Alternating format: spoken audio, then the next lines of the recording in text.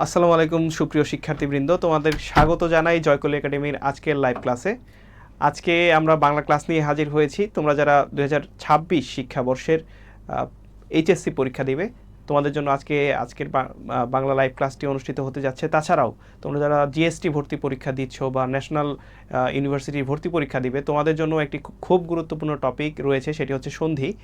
তো সবাই দ্রুত ক্লাসে যুক্ত হয়ে যাও এবং আমরা ক্লাসটি আজকে শুরু করে দেব। এবং ক্লাসে খুবই ইন্টারেস্টিং দুইটি রচনা কিন্তু আমরা পড়তে যাচ্ছি। এর মধ্যে একটি হচ্ছে গদ্য, যেটি কাজী নজরুল ইসলাম রচনা করেছেন, এবং আরেকটি হচ্ছে একটি পদ্য, যেটি জীবনানন্দ দাশ রচিত।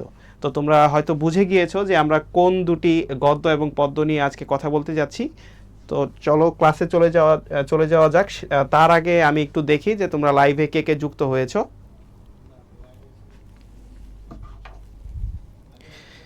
আমি দেখতে পাচ্ছি অনেকেই আমাদের সাথে যুক্ত হয়েছে। আমাদের নিয়মিত শিক্ষার্থী যারা রয়েছে, যারা আমার পরিচিত মুখ, মোটামুটি লাইভে আমি প্রতিনিয়ত যাদেরকে দেখতে পাই, তাদেরকে তো দেখতে পাচ্ছি, সাথে অনেক নতুন মুখ দেখতে পাচ্ছি। সকলকে স্বাগত জানাই। তোমরা সবাই একটু কমেন্ট করে বলে দাও যে তোমরা কে কোথা থেকে লাইভ ক্লাসটি দেখছো। এবং সেই সাথে ক্লাসের শুরুতেই একদম একটি অনুরোধ করি তোমাদেরকে যে ক্লাসটা তোমরা শেয়ার করে দাও, যাতে তোমাদের ফ্রেন্ডরা তোমাদের সাথে একই সাথে ক্লাসটা দেখতে পারে এবং আমরা আরও বেশি উৎসাহিত হই। ওকে, তাহলে যেটি বলছিলাম যে আজকে আমরা কোন বিষয়গুলো নিয়ে ক্লাস করব। আজকে আমাদের আলোচনার বিষয়ে রয়েছে কবি জীবনানন্দ দাশ রচিত সুচেতনা যে কবিতাটি রয়েছে সেটি, এবং গদ্য অংশে আমরা আলোচনা করব যৌবনের গান, যেটি কাজী নজরুল ইসলাম রচিত একটি প্রবন্ধ। এবং আজকের ব্যাকরণ অংশে আমরা আলোচনা করব তোমাদের ডিমান্ডেড একটা টপিক, যেটা তোমরা অনেক বেশি পড়াতে বলেছো যে ভাই একটু সন্ধি পড়ান আমাদেরকে। সেই সন্ধি নিয়ে আমরা কিন্তু আজকে আলোচনা করব, এবং সেই সাথে তোমাদের যাতে প্র্যাকটিস হয় এজন্য আমরা অনেকগুলো এমসিকিউ কিন্তু সলভ করব। এবং এই সবগুলোই আমরা করব কিন্তু আমাদের জয়কলি বাংলা বিচিত্রার আলোকে, অর্থাৎ বাংলার সেরা যে সলিউশন, যেটির মাধ্যমে বাংলার পূর্ণাঙ্গ প্রস্তুতি নেওয়া সম্ভব, সেই জয়কলি বাংলা বিচিত্রার মাধ্যমে আমরা আজকের ক্লাসটি কিন্তু পরিচালনা করব।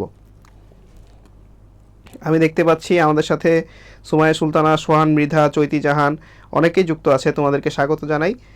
হ্যাঁ, আমি ভালো আছি, আশা করি তোমরাও ভালো আছো। তোমাদের সাথে থাকলে আমরা অনেক বেশি ভালো থাকি। এবং যেটি বলছিলাম যে তোমরা হচ্ছে ফ্রেন্ডদেরকে ডেকে নিয়ে আসো, মেনশন করে দাও এবং শেয়ার করে দাও আজকে লাইভ ক্লাসটা, যাতে সবাই মিলে আমরা আজকে লাইভ ক্লাসটা করতে পারি। তো আমরা একটু ক্লাসে চলে যাই। আমরা শুরুতে আজকে আলোচনা করব যৌবনের গান নিয়ে। যৌবনের গান। এখন দেখো, আমরা যে বয়সটাতে আছি, আমি বা তোমরা সবাই আমরা এখন যৌবন বয়স পার করছি। তো এই সময়টাতে কিছু দিক নির্দেশনা আমরা কিন্তু পাই কার কাছ থেকে? কাজী নজরুল ইসলামের কাছ থেকে, যাকে আমরা বিদ্রোহী কবি হিসেবে চিনে থাকি। এবং তার প্রত্যেকটি রচনায় কিছু শিক্ষা থেকে যায়। তার নিজস্ব একটা রচনা ভঙ্গি রয়েছে, সেই রচনা ভঙ্গির মাধ্যমে প্রতিটা রচনায় কিছু শিক্ষা থেকে যায়। সেই শিক্ষাগুলো কি, সেটা আজকে আমরা একটু অনুভব করার চেষ্টা করব এবং একটু বিস্তারিত পড়ার চেষ্টা করব। যৌবনের গান তোমরা হয়তো রিডিং সবাই পড়েছো, লাইনগুলো সবাই পড়েছো, কিন্তু সেই লাইনগুলোর যে গুণার্থ রয়েছে, সেই গুণার্থগুলো নিয়ে আমরা আজকে আলোচনা করার চেষ্টা করব।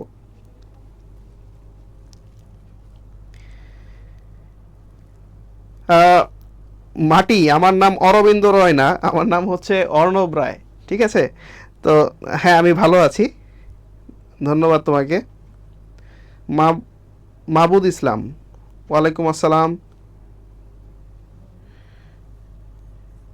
ওকে, তো আমরা যৌবনের গান নিয়ে একটু আলোচনা করি। তোমরা জানো আমরা শুরুতেই কোনো একটা প্রবন্ধ পড়ার সময় আমরা প্রবন্ধের যে রচয়িতা তাকে নিয়ে শুরুতে আলোচনা করি। তো কাজী নজরুল ইসলাম তোমাদের অনেক পরিচিত। কাজী নজরুল ইসলামকে নিয়ে আমরা যে আলোচনাগুলো করে থাকি সেগুলো তোমরা মোটামুটি জানো, যে উনি 1899 সালে জন্মগ্রহণ করেছিলেন এবং পরবর্তীতে উনি মারা যান 1976 সালে। এই যে এই স্বল্প সময়ের মধ্যেও আবার উনি একটা সময় পর্যন্ত লিখতে পেরেছেন। পরবর্তী 40 বছর বয়সের পর থেকে উনি আর লিখতে পারেননি, কারণ উনি একটা দুরারোগ্য ব্যাধিতে আক্রান্ত হয়েছিলেন। তো এই স্বল্প সময়ে সাহিত্য সাধনার সময়ে উনি আমাদের বাংলা সাহিত্যের জগৎকে যা দিয়ে গেছেন তা আসলে অতুলনীয়। তো যৌবনের গান প্রবন্ধে প্রাবন্ধিক ধ্যানীদের দলে। ধ্যানী মানে কি? ধ্যান কারা করে? যারা অনেক বেশি স্থির, যারা অনেক বেশি গভীরে ভাবতে পারে তাদেরকে বলা হয় ধ্যানী। ধনী না কিন্তু ধ্যানী। যৌবনের গান প্রবন্ধের বক্তৃতায় দিগ্বিজয়ী প্রসঙ্গে বখতিয়ার খিলজির কথা বলা হয়েছে। তোমরা ছোটবেলা থেকে একটা নাম শুনে অভ্যস্ত, যারা ইতিহাস পড়েছো বা বাংলাদেশ বিষয়াবলী পড়েছো বা বাংলাদেশ ও বিশ্ব পরিচয় পড়েছো, এখানে তোমরা একটা নাম শুনেছো যে এখতিয়ার উদ্দিন মোহাম্মদ বিন বখতিয়ার খলজি 1204 খ্রিস্টাব্দে বাংলা বিজয় করেন। তোমরা একজন তুর্কি ব্যক্তির কথা শুনেছো। এই এখতিয়ার উদ্দিন মোহাম্মদ বিন বখতিয়ার খিলজি হচ্ছে একজন দিগ্বিজয়ী ব্যক্তি। দিগ্বিজয়ী মানে কি? দিকে দিকে উনি অনেক রাজ্য দখল করেছেন বা রাজ্য জয় করেছেন। এই যে দিকে দিকে ছড়িয়ে পড়ার যে ব্যাপারটা, সেটাকে বলা হয় দিগ্বিজয়ী। যৌবনের গান প্রবন্ধে কালা পাহাড়ের অসিতে তারুণ্য দেখেছেন। দেখো, কাজী নজরুল ইসলাম কিছু ভিলেন চরিত্রের ভালো দিক ফুটিয়ে আনার চেষ্টা করেছেন। অর্থাৎ ভিলেন চরিত্রের মধ্যে যে একটা এনার্জি থাকে, খলনায়কদের মধ্যে যে একটা এনার্জি থাকে, শক্তি থাকে, তারুণ্য থাকে, সেই তারুণ্যের বিষয়টা বোঝানোর জন্য উনি কালা পাহাড় বা বখতিয়ার খিলজি এরকম চরিত্রগুলো তুলে এনেছেন যাদের মধ্যে অনেক এনার্জি ছিল বা শক্তি ছিল। যৌবনের গান প্রবন্ধে প্রাবন্ধিক তারুণ্যকে আলোর দেবতা বলেছেন। তারুণ্যকে তুলনা করেছেন আলোর দেবতার সাথে। অর্থাৎ আলো কি? একটা শক্তির উৎস, এনার্জি। তো তারুণ্যের যে শক্তি, সেটাকে বোঝানোর জন্য উনি এটাকে আলোর দেবতার সাথে তুলনা করেছেন। যৌবনের গান প্রবন্ধে মৃত্যু তরুণের মুঠি তলে বলা হয়েছে যে তরুণরা আসলে মৃত্যুকে খুব একটা পাত্তা দেয় না, মৃত্যুকে গোনে না, মৃত্যু তাদের মুঠো তলে, এভাবে উল্লেখ করা হয়েছে আর কি। তো কাজী নজরুল ইসলামের যদি তোমরা রচনাগুলো বিশ্লেষণ করো তাহলে এগুলো তোমরা একাধিকবার পড়েছ রচনাগুলো সম্বন্ধে। তো এই জন্য আমি আর প্রয়োজন বোধ করছি না যে রচনাগুলো নিয়ে আবার আলোচনা করি। আমরা এখন চলে যাচ্ছি সরাসরি চরিত্র বিশ্লেষণে, কয়েকটি চরিত্র বিশ্লেষণে। অর্থাৎ কাজী নজরুল ইসলামের যৌবনের গান প্রবন্ধে কিছু ঐতিহাসিক চরিত্রের নাম উল্লেখ করা রয়েছে, যেই চরিত্রগুলোর সাথে তোমরা আসলে খুব বিশদে পরিচিত না। তো দেখা যায় কি, ভর্তি পরীক্ষার প্রশ্নগুলোতে বা এইচএসসি যে পরীক্ষা রয়েছে সেই পরীক্ষায় প্রশ্নগুলো একটু গভীর থেকে আসে। তো সেই গভীর থেকে যদি আমরা বিবেচনা করার চেষ্টা করি তাহলে দেখো একটা নাম দেয়া আছে সানিয়াত। এই সানিয়াত লোকটা সম্পর্কে কিন্তু তোমরা টেক্সট বই পড়ে বিস্তারিত ধারণা পাবে না, কিন্তু যখন তুমি জয়কলির বাংলা বিচিত্রা পড়বে তখন এই সানিয়াত সম্পর্কে, এই সানিয়াত ব্যক্তিটা কে, এটা সম্পর্কে তুমি বিস্তারিত ধারণা পাবে। তাহলে আমরা দেখি সানিয়াত কে ছিল। সানিয়াত, তার পুরো নাম হচ্ছে সানিয়াত সেন।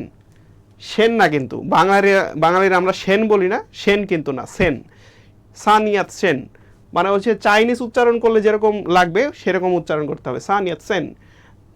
বুঝতে পারছো তো? চাইনিজ উচ্চারণ তোমরা অনেকে আমার থেকে ভালো পারবা। তো এই যে দেখো, এই ব্যক্তি 1867 সালে জন্মগ্রহণ করে এবং 1925 সালে মারা যায়। এবং যেটা বলছিলাম যে চীনা ভাষায় উচ্চারণ করতে হবে। উনি চীনের জননন্দিত বিপ্লবী রাজনীতিবিদ ও নব্য চীনের জন্মদাতা। নয়া চীন বলতে যেটা বোঝানো হয়, এই নয়া চীনের জন্মদাতা হচ্ছে সানিয়াত সেন। 19 শতকের শেষ দিকে এবং 20 শতকের গোড়ায় চীনের মাঞ্চু সম্রাটদের শাসন শোষণ নির্যাতনের বিরুদ্ধে বেশ কিছু বিপ্লবী আন্দোলন হয়। সানিয়াত সেন এগুলোর সঙ্গে সংশ্লিষ্ট ছিলেন। তো তোমরা একটু কমেন্ট করে আমাকে জানাও যে তোমরা আসলে সব ক্লিয়ার দেখতে পাচ্ছ কিনা, স্ক্রিন ক্লিয়ার কিনা তোমাদের কাছে।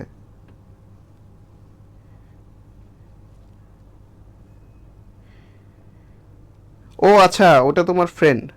আমি মনে করেছি তুমি আমার নাম বলেছো।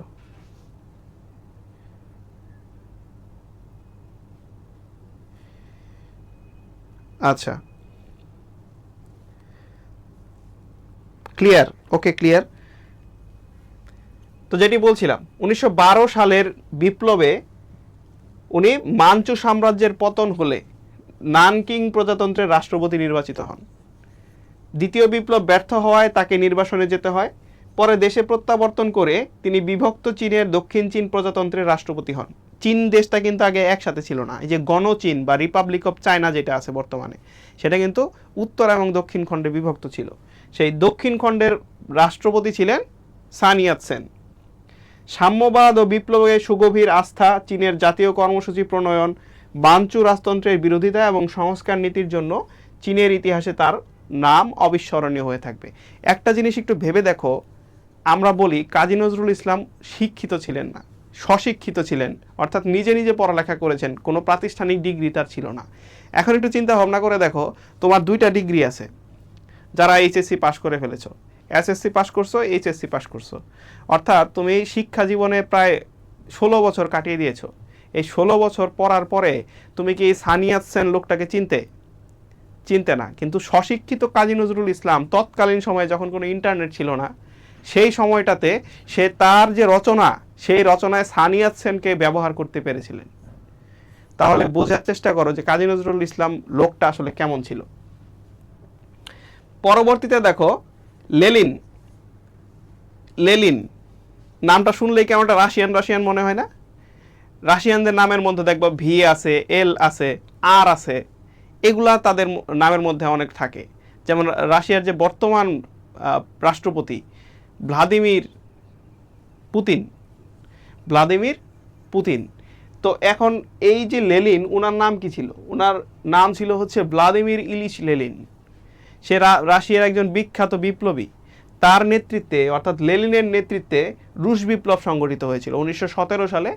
রুশ বিপ্লব সংগঠিত হয়েছিল, অর্থাৎ রাশিয়াতে এক সময় রাজারা শাসন করত, তাদেরকে বলা হতো জার রাজতন্ত্র। সেই জার রাজতন্ত্রের পতন ঘটিয়েছিলেন লেলিন 1917 সালে। উনি একজন সমাজতান্ত্রিক বিপ্লবী ছিলেন। এই ব্যক্তির নামও কিন্তু উনি উল্লেখ করেছেন, কাজী নজরুল ইসলাম কিন্তু উল্লেখ করেছেন তার যে রচনা যৌবনের গান সেটিতে। তারপরে তিনি উল্লেখ করেছেন কালাপাহাড়ের কথা। কালাপাহাড় মূলত একজন হিন্দু ব্রাহ্মণ ছিল, পরবর্তীতে সে মুসলিম হয়ে যায় এবং সুলেমান ও দাউদ কররানির সেনাপতি ওরফে রাজু ইসলাম ধর্ম গ্রহণের পর প্রচণ্ড হিন্দু বিদ্বেষী হন। 1568 খ্রিস্টাব্দে পুরী আক্রমণ করে বহু মন্দির ও দেবদেবীর মূর্তি ধ্বংস করেন। ইতিহাসে তিনি বিকট, ভয়ঙ্কর এবং প্রলয়ঙ্কর ধ্বংসের প্রতীক হয়ে আছেন। অর্থাৎ সে প্রচুর ধ্বংসযজ্ঞ করেছে। অর্থাৎ তার যে সেনাবাহিনী ছিল, তার একটা শখ ছিল, সে এরকম ধ্বংসযজ্ঞ করে বেড়াতো, বুঝছো? তো একটা নেগেটিভ চরিত্রের মধ্যে যে এনার্জিটা আছে সেটা পজিটিভ হিসাবে দেখাইছে কাজী নজরুল ইসলাম এই রচনায়। মুসোলিনি ইতালির একজন শাসক ছিলেন, ওনার পুরা নাম হচ্ছে বেনিতো মুসোলিনি। এই যে এখন আমরা বলি না এই সরকার ফ্যাসিস্ট, সেই সরকার ফ্যাসিস্ট, এই যে ফ্যাসিজম, এই ফ্যাসিজমের আবিষ্কারক বা জনক হচ্ছে বেনিতো মুসোলিনি। তো সিনিয়র বেনিতো মুসোলিনি 1883 থেকে, ওনার জন্ম হয়েছে 1883 সালে এবং মারা গেছে 1945 সালে। ইতালির এক নায়ক এবং সেখানকার ফ্যাসিবাদী দলের নেতা ছিলেন।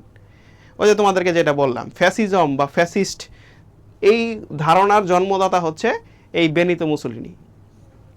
উগ্র জাত্যাভিমান থেকে তিনি ইতালিকে পৃথিবীর সর্বশ্রেষ্ঠ শক্তিশালী জাতিতে পরিণত করার জন্য প্রাণপণ চেষ্টা করেন।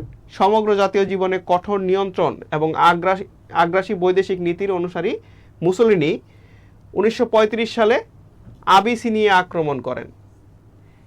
তো আবিসিনিয়া যখন আক্রমণ করে তখন তার মতো আরেকজন ফ্যাসিস্ট হিটলারের সাথে তার বন্ধুত্ব হয়। যাই হোক, এর থেকে আমরা আর বেশি কিছু না পড়ি।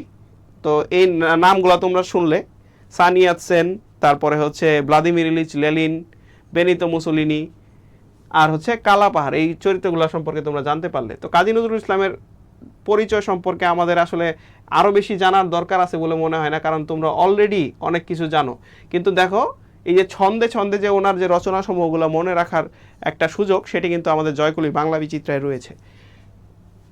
কাব্যগ্রন্থ শেষ সওগাত পড়ে জানতে পারলাম, এই যে শেষ সওগাত একটা কাব্যগ্রন্থ, পড়ে জানতে পারলাম সন্ধ্যা একটা কাব্যগ্রন্থ, রাতে নতুন চাঁদের আলোয় ছায়ানট ভাঙার গান, দুইটাই কাব্যগ্রন্থ, গাইবে সাত ভাই চম্পা, এই যে সাত ভাই চম্পা একটা কাব্যগ্রন্থ। তো তোমরা একটু এক নজরে এই কাব্যগ্রন্থগুলো দেখে নাও। লেখা কি ক্লিয়ার? লেখা ক্লিয়ার না? আচ্ছা, অতিরিক্ত আলোর জন্য রাবি ভাই সামনে লাইটটা অফ করে দিবেন নাকি? আচ্ছা, ঠিক আছে।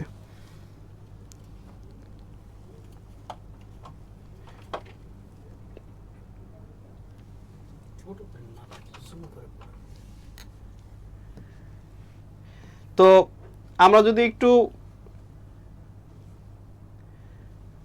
এই সংক্ষিপ্ত তথ্যগুলো পড়ি কাজী নজরুল ইসলাম সম্পর্কে, তাহলে আমাদের এমসিকিউ এর জন্য একটু হেল্প হবে। যেমন সাপ্তাহিক বিজলি পত্রিকায় বিদ্রোহী কবিতা প্রকাশিত হলে চারদিকে তার কবিতা খ্যাতি ছড়িয়ে পড়ে। বিজলি তৎকালীন সময়ের একটা বিখ্যাত সাহিত্য পত্রিকা ছিল। সেই পত্রিকায় তার যে বিদ্রোহী, আমরা অনেকেই মনে করি যে এটা হচ্ছে অগ্নিবীণায় প্রকাশিত হয়েছে তারপরেই তিনি বিখ্যাত হয়েছেন, ব্যাপারটা এরকম না, কাব্যগ্রন্থে পরে এসেছে। এই বিদ্রোহী আগে প্রকাশিত হয়েছে বিজলি পত্রিকায়, এবং এই বিদ্রোহী পত্রিকায় প্রকাশিত হওয়ার পরে একটা হই হই রই রই ব্যাপার কাণ্ড হয়ে যায়, বুঝছো? তো কারণ কি? কারণ শাসক গোষ্ঠীর বিরুদ্ধে তার যে কনফিডেন্স, সেই কনফিডেন্স কিন্তু এই বিদ্রোহী কবিতার মাধ্যমে বেরিয়ে এসেছিল। তো কাজী নজরুল ইসলাম আবার নিজেও অনেকগুলো পত্রিকা সম্পাদনা করতেন, অর্থাৎ পত্রিকা পরিচালনা করতেন। লাঙল, দৈনিক, নবযোগ, ধূমকেতু, এই 3টা পত্রিকার পরিচালনা বা সম্পাদনার সাথে উনি জড়িত ছিলেন। বাংলাদেশের রণসঙ্গীত কোনটা তোমরা বলতে পারবা? একটু কমেন্ট করো তো যে বাংলাদেশের রণসঙ্গীত কোনটা। বাংলাদেশের রণসঙ্গীত কোনটি? সবাই একটু চটপট কমেন্ট করে দাও।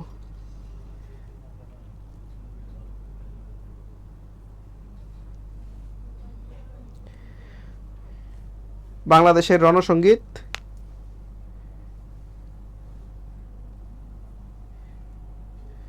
তোমরা যারা যুক্ত আছো দ্রুত একটু লাইভটা শেয়ার করে দাও, যাতে তোমাদের ফ্রেন্ডরা আমাদের লাইভ ক্লাসটা দেখতে পারে, কারণ যারা যুক্ত আছো সবাই কিন্তু শেয়ার করনি।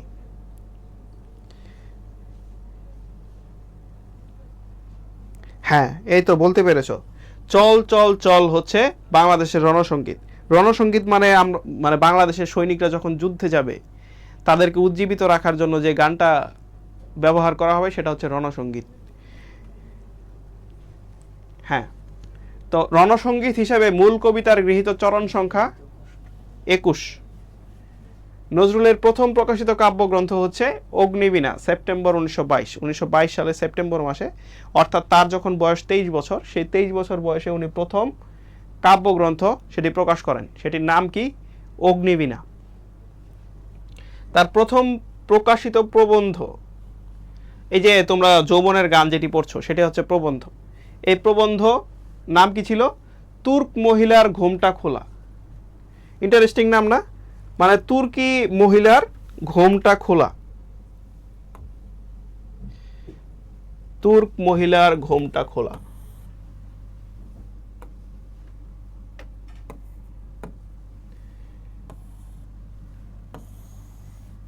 এটা প্রকাশিত হয় 1326 বঙ্গাব্দে।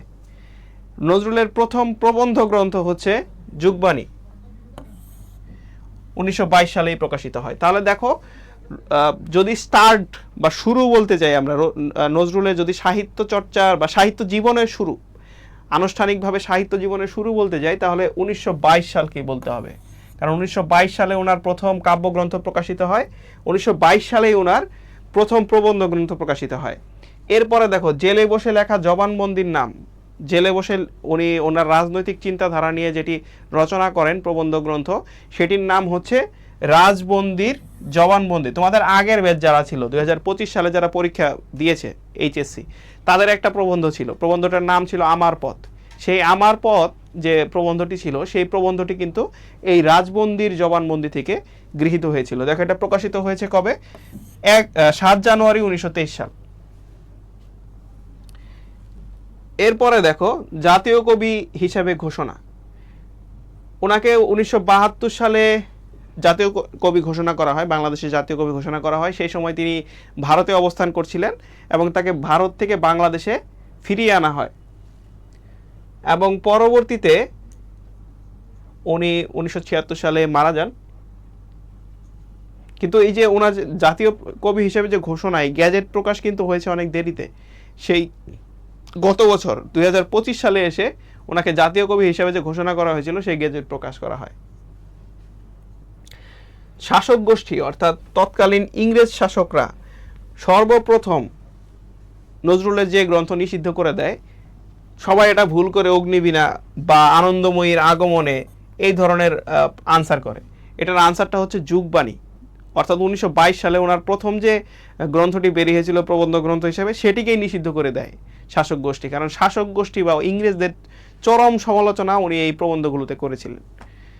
পরবর্তী তাকে জেলে দেওয়া হয় এবং জেলে বসে তিনি আবার রচনা শুরু করেন রাজবন্দির জবানবন্দি। সেখানে তিনি মারাত্মক সমালোচনা করেন শাসক গোষ্ঠীর। এজন্য ওনাকে আসলে বিদ্রোহী কবি বলা হয়। শুধু বিদ্রোহী কবিতা লিখেই যে উনি বিদ্রোহী কবি হয়েছেন ব্যাপারটা কিন্তু এমন না। প্রলয় শিখা গ্রন্থটি রচনার জন্য কবির 6 মাসের কারাদণ্ড হয়। 1930 সালে উনি প্রলয় শিক্ষা নামে একটা গ্রন্থ রচনা করেন, কাব্যগ্রন্থ।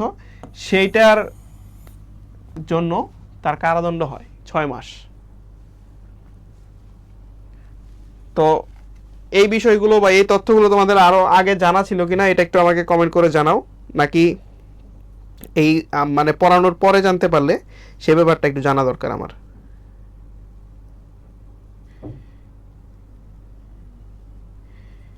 সবচেয়ে কম বয়সী লেখক কে ছিলেন?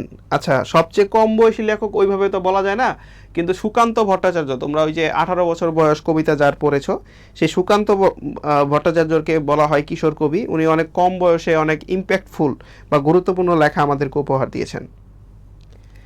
আচ্ছা,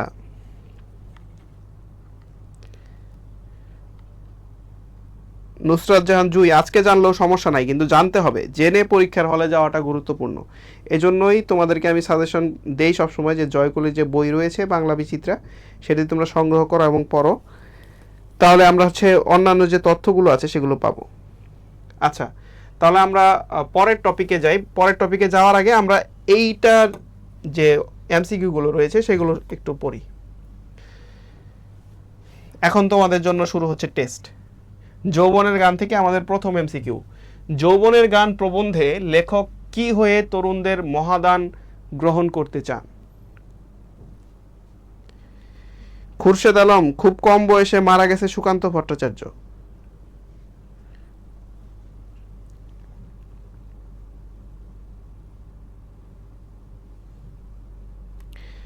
সবাই এটার আনসার করো। প্রথম প্রশ্ন, যৌবনের গান প্রবন্ধের লেখক কি হয়ে তরুণদের মহাদান গ্রহণ করতে চান? অপশন ক হচ্ছে মধ্যমণি, খ দলপতি, গ সহযাত্রী, ঘ পূজারী। নুসরাত জাহান জুয়ের কাছ থেকে আনসার পেয়েছি। অপশন দিয়েছে সহযাত্রী, উত্তর দিয়েছে। বাকিরা কি উত্তর দেয় আমি একটু দেখি।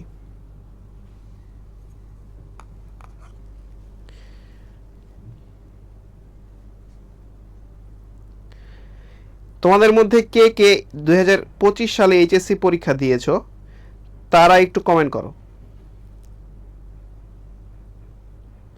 তাদের কমেন্টগুলো একটু দেখতে চাই। মোর্শেদ মিয়ার আনসার পেয়েছি, নুসরাত জাহান জুয়ের আনসার পেয়েছি।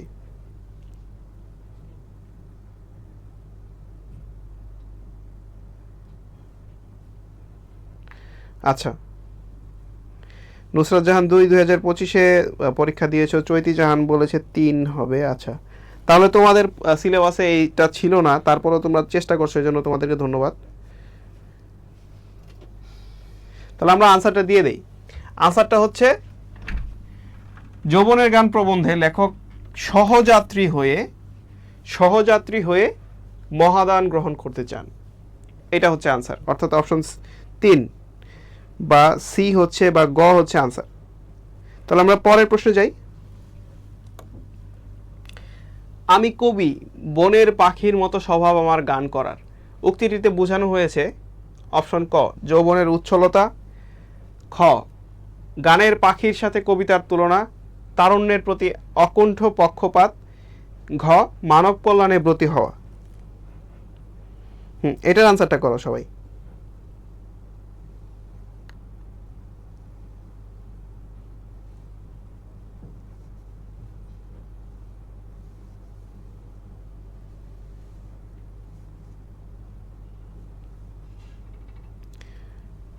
ওকে,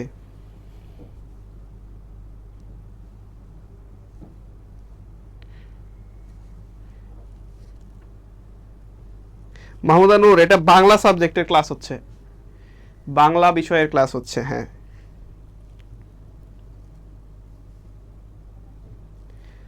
সবাই একটু দ্রুত কমেন্ট করো। নুসরাত জাহান জুয়ের কাছ থেকে আনসার পেয়েছি, তারুণ্যের প্রতি অকুণ্ঠ পক্ষপাত। তোমরা অনেকেই ক্লাস করছো, কিন্তু আনসার খুব কম মানুষের কাছ থেকে পাচ্ছি। মোর্শেদ মিয়া বলেছে 2-এর ডি হবে, মানব কল্যাণে ব্রতী হওয়া।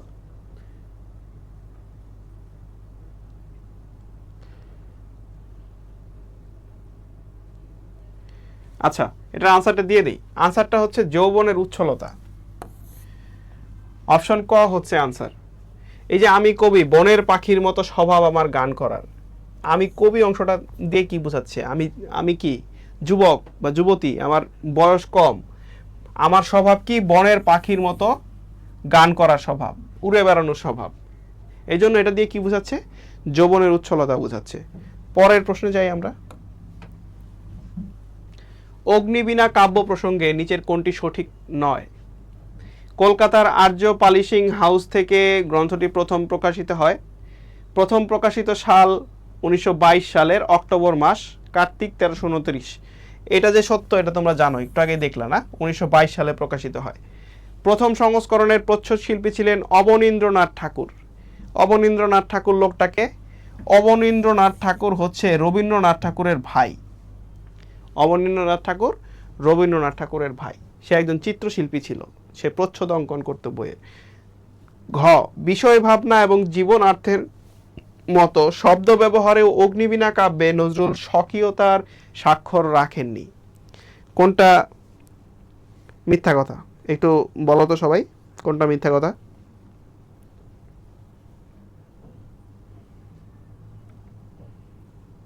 দুই নাম্বার প্রশ্ন শেষ, ওটার আনসার আমি নিয়ে নিছি অলরেডি।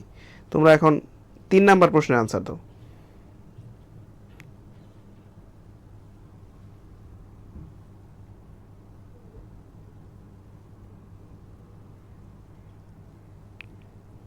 ওকে,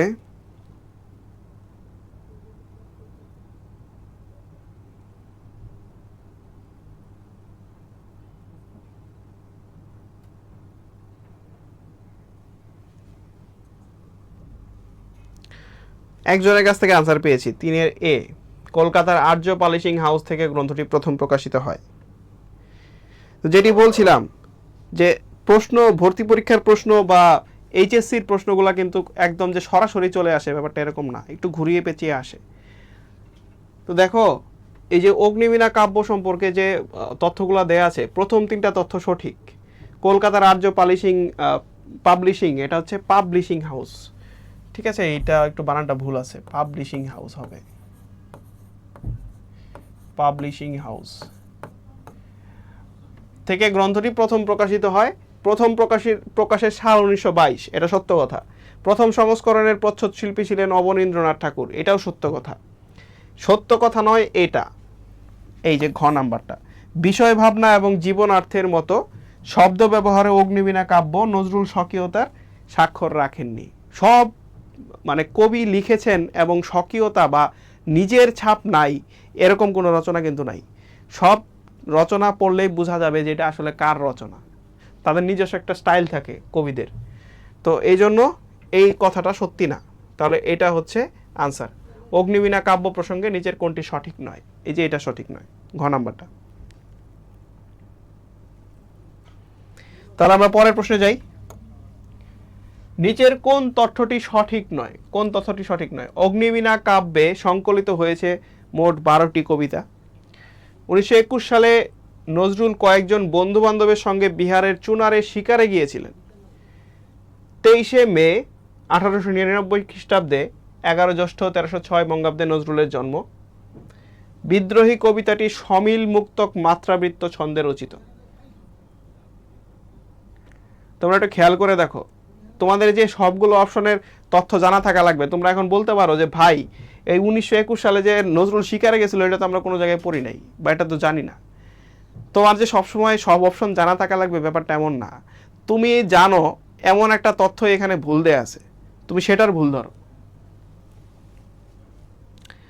4-এর গ আনসার। আবু রায়হান বলেছে 4-এর গ হবে আনসার। আমরা দেখি শেষ পর্যন্ত আবু রায়হানের কথা সত্যি হয় কিনা।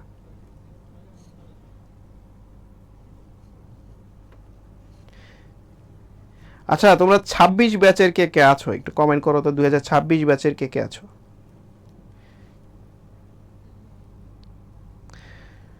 জুই এবং আবু রায়হানের কাছ থেকে আনসার পেয়েছি।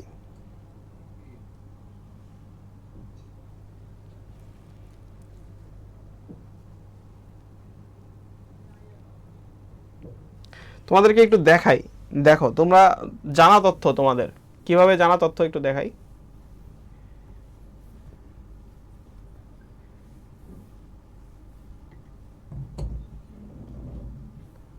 লেখক পরিচিতিটা একটু দেখি আমরা, একটু ছোট করে দেখাই, দাঁড়াও।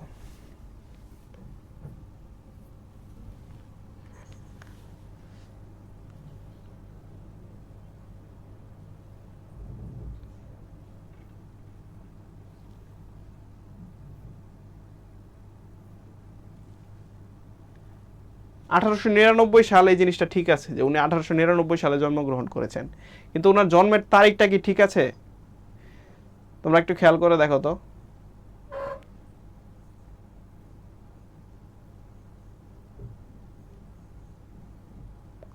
এইখানে দেখো টাইম লাইনগুলো দেয়া আছে, কখন কি করছে নজরুল ইসলাম। আমরা একটু পরে দেখি। ওনার জন্মস্থান পশ্চিমবঙ্গের বর্ধমান জেলার আসানসোল মহকুমার চুরুলিয়া গ্রাম। পিতা কাজী ফকির আহমদ, মাতা জাহেদা খাতুন। ছদ্মনাম আছে দেখো, কাজী নজরুল ইসলামের ছদ্মনাম অত্যন্ত গুরুত্বপূর্ণ, এগুলো তোমরা মনে হয় আগে জানতে না। তো কাজী নজরুল ইসলামের ছদ্মনামগুলো ভর্তি পরীক্ষার ক্ষেত্রে অত্যন্ত গুরুত্বপূর্ণ, যারা ভর্তি পরীক্ষার্থী আছো তারা একটু খেয়াল করো। কহলন মিশ্র, কহলন মিশ্র কাজী নজরুল ইসলামের একটা ছদ্মনাম।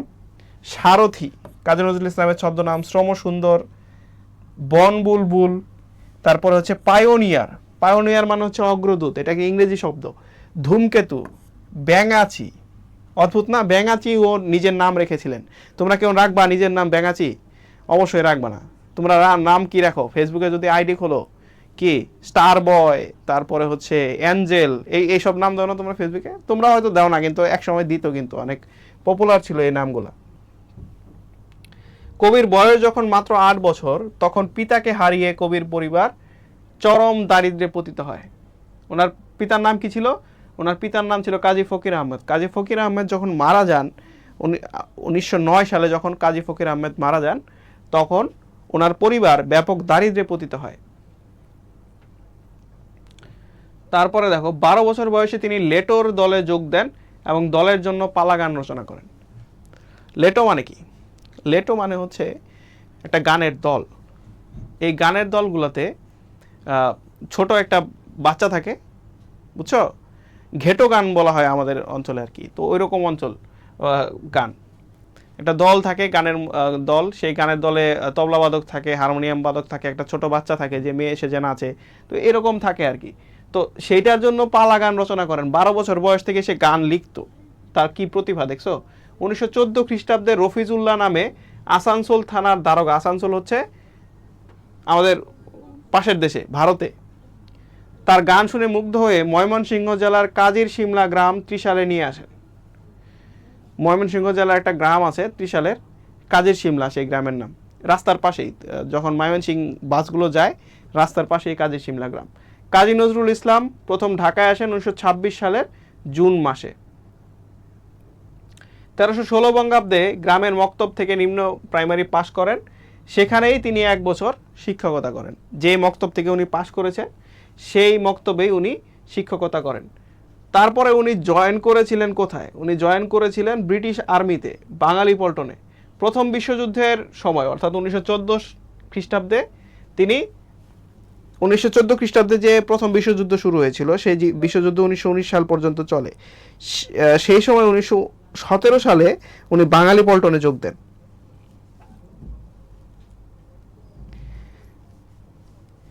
তোমরা কি কাজী নজরুল ইসলাম সম্পর্কে আরো কিছু জানতে চাও, নাকি তোমাদের শুধু এমসিকিউ দরকার? আচ্ছা, জুলকার নাইন, ওই যেটা বললাম লেটোর দল জিনিসটা কি? লেটোর দল হচ্ছে পালা গানের দল। এই গানের দলটাতে একটা, মানে ওই যেটা বললাম, তোমরা ঘেটুপুত্র কমলা দেখেছো হুমায়ুন আহমেদের সিনেমা? ওটা দেখলে তুমি একটু ধারণা পাবে। হ্যাঁ, এই যে নুসরাত জাহান জুই জানে 24 মে জন্ম, তাহলে ওই তথ্যটা ভুল দেওয়া ছিল। ওটা আনসারে পরে যায়, আমরা একটু কাজী নজরুল ইসলাম সম্পর্কে জানি আর কি। তো সৈনিক হিসাবে যোগদান করেন 1917 সালে। এরপরে 49 নম্বর বাঙালি পল্টনে, এবং তারপরে তার প্রমোশন হয়। প্রমোশন হয়ে সে হাবিলদার হন। তো উনি একটা জীবনী গ্রন্থ রচনা করেছিলেন। জীবনী গ্রন্থটার নাম হচ্ছে মরু ভাস্কর। এটা উনার ব্যক্তিগত জীবনী গ্রন্থ না, হজরত মুহাম্মদ সাল্লাল্লাহু সাল্লামের জীবনী গ্রন্থ হচ্ছে মরু ভাস্কর। অনুবাদ করেছেন উনি একটা আরবি ভাষা থেকে, রুবাইয়াতি উমর খৈয়াম, অর্থাৎ সে আরবি ভাষাও কিন্তু ভালো জানতো। সেই আরবি ভাষা থেকে বাংলায় অনুবাদ করেছে রুবায়াতি উমর খৈয়াম এবং রুবায়াতি হাফিজ, এই দুইটা গ্রন্থ সে অনুবাদ করেছে। তারপরে দেখো আরো তথ্য আমরা দেখি। 1316 বঙ্গাব্দে, আচ্ছা এটুকু পড়েছি আমরা। 1920 সালের শুরুতে বাঙালি পল্টন ভেঙে দিলে, অর্থাৎ যুদ্ধ যখন শেষ হয়ে যায় তখন এই যে বাঙালি পল্টন যেটা ছিল ব্রিটিশ আর্মির, সেটাকে অফ করে দেওয়া হয়। এবং অফ করে দিলে তিনি কলকাতায় চলে আসেন এবং পূর্ণাঙ্গভাবে সাহিত্য চর্চায় মনোনিবেশ করেন। তখন তার হাতে কিছু টাকা ছিল, দারিদ্র ছিল না, তো এই জন্য সে পরবর্তীতে সাহিত্য চর্চায় একটা মনোনিবেশ করতে পারে। উপাধি কি ছিল তার? 1922 সালের 22 অক্টোবর ধূমকেতু পত্রিকার প্রথম সংখ্যায় বিদ্রোহী কবিতাটি প্রকাশের পর প্রমোদ চৌধুরী, তোমরা প্রমোদ চৌধুরীর নাম অনেক শুনেছ, তাকে বলা হয় আধুনিক বাংলা গদ্যের জনক, সেই প্রমোদ চৌধুরী কাজী নজরুল ইসলামকে বিদ্রোহী কবি উপাধি দেন। তাহলে আমরা অনেক কিছু জানলাম কাজী নজরুল ইসলাম সম্পর্কে। আমরা আবার একটু প্রশ্নে ফিরে যাই। তাহলে তোমরা দেখলা কি ভুল তথ্য দেয়া আছে? কোনটা ভুল তথ্য দেয়া আছে? হচ্ছে এটা 23 মে 1899 খ্রিস্টাব্দ। এটা 23 মে হবে না, এটা হবে 24 মে, 24শে মে। তাহলে এটাই ভুল ছিল। তাহলে আনসার হচ্ছে এটা। নিচের কোন তথ্যটি সঠিক নয়? 23 মে 1899 সালে কাজী নজরুল ইসলাম জন্মগ্রহণ করেন, এটি সঠিক নয়। পরের প্রশ্নে যাই আমরা। পরের প্রশ্ন হচ্ছে নিচের তথ্যগুলো সাল বিবেচনায় কোন ঘটনাটি আগে ঘটেছিল তার বিন্যস্ত করো। দেখো 1 নম্বরে দেয়া আছে বাঁধনহারা, অর্থাৎ বাঁধনহারা প্রকাশ হয়েছিল সবার আগে, এটা বলতেছে। তারপরে বলতেছে যে 49 নম্বর বাঙালি পল্টনে সৈনিক হিসেবে যোগ দিয়ে করাচিতে যান। কাজী নজরুল ইসলাম প্রথম ঢাকায় আসেন জুন মাসে। আচ্ছা, বাঙালি পল্টন ভেঙে দিলে কি তিনি কলকাতায় আসেন? তাহলে আমরা একটু টাইম লাইনগুলো লিখি। দেখো 49 নম্বর বাঙালি পল্টনে উনি যোগ দেন কত সালে? 1917 সালে। তারপরে উনি প্রথম জুন মাসে ঢাকায় আসেন কত সালে? 1926 সালে। বাঙালি পল্টন ভেঙে দিলে তিনি কলকাতায় আসেন 1920 সালে। বাঁধনহারা উনি রচনা করেন 1922 সালে। তাহলে দেখো কোনটা আগে? 2 আগে, 2 এর পরে হচ্ছে 4, 4 এর পরে হচ্ছে 1, তারপরে 3। তাহলে অপশন কোনটা আছে? 2, 4, 1, 3, এটা হবে আনসার। এখন ক্লিয়ার দেখা যাচ্ছে না? রাজনন্দিনী রয় বলেছে 5 এর বি হবে, 1, 3, 4, 2 হবে।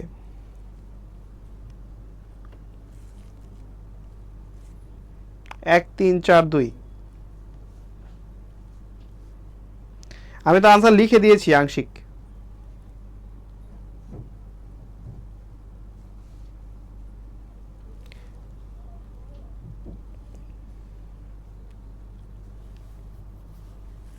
দুই 4 অপশন হচ্ছে, হ্যাঁ এই যে এটা আনসার, 1 নাম্বারটা আনসার 2, 4, 3, 1। কারণ এই যে দেখো 2 নাম্বার যেটা, সেটাই সবার আগে ঘটেছে। 1917 সালে উনি বাঙালি পল্টনে যোগ দিয়েছেন। তারপরে 4 নাম্বার বাঙালি পল্টন ভেঙে দিলে তিনি কলকাতায় আসেন 1920 সালে। তারপরে 3 নাম্বারটা কাজী নজরুল ইসলাম প্রথম ঢাকায় আসেন 1926 সালে। আর এইটা বাঁধনহারা লেখার জন্য উনি জেলে যান কত সালে? এটা একটু মুছে দিই, একটু ভুল লিখছি আমি, এটা হচ্ছে 1930। তাহলে এটা সবার শেষে। তাহলে দেখো 2, 4, 3, 1 এটা হচ্ছে আনসার, অপশন ক 1 আনসার। একটু মাথাটা খাটাইতে হবে, যেগুলো পড়ছো সেইগুলো অনুযায়ী সিরিয়াল। আজকের এমসিকিউগুলো তোমাদেরকে একটু কঠিন দেওয়া হয়েছে, কারণ পরীক্ষা সামনে চলে এসেছে। এখন দেখো পরীক্ষার সামনে চলে এসেছে এবং কঠিন প্রশ্নের যে প্রস্তুতি, সেই প্রস্তুতি পূর্ণাঙ্গভাবে নেওয়ার জন্য জয়কলি তোমাদের জন্য নিয়ে এসেছে বাংলা বিচিত্রার নতুন এডিশন, ইংলিশ বিচিত্রার নতুন এডিশন, জয়কলি জিকের অর্থাৎ সাধারণ জ্ঞানের পূর্ণাঙ্গ প্রস্তুতির জন্য জয়কলি জিকে। এবং এইসব প্রস্তুতি বা বই থেকে পড়া শেষ করে তোমরা যখন নিজেকে যাচাই করবে, সেই নিজেকে যাচাই করার জন্য তোমাদের একটা মডেল টেস্ট বই প্রয়োজন, যেখানে অসংখ্য আদর্শ প্রশ্ন দেওয়া আছে। সেই আদর্শ প্রশ্নগুলো যাতে তোমরা প্র্যাকটিস করতে পারো তার জন্য রয়েছে জয়কলি মডেল টেস্ট। এবং রিটেন প্রস্তুতি গ্রহণ করার জন্য রিটেন মানবিক। তাহলে জয়কলির যে একদম পূর্ণাঙ্গ সেট, আমরা বলি জয়কলির এক সেট বই, এই এক সেট বই কিন্তু তোমাকে সহযোগিতা করতে পারে। পরবর্তী প্রশ্নে যাই আমরা। নজরুল বাংলা কত বঙ্গাব্দে জন্মগ্রহণ করেন? এটা আনসার করতে একদম সহজ প্রশ্ন, অনেকক্ষণ পরে একটা সহজ প্রশ্ন এসেছে। এটা 25 আর 26 নেই, সবার জন্যই আনসার করা সহজ।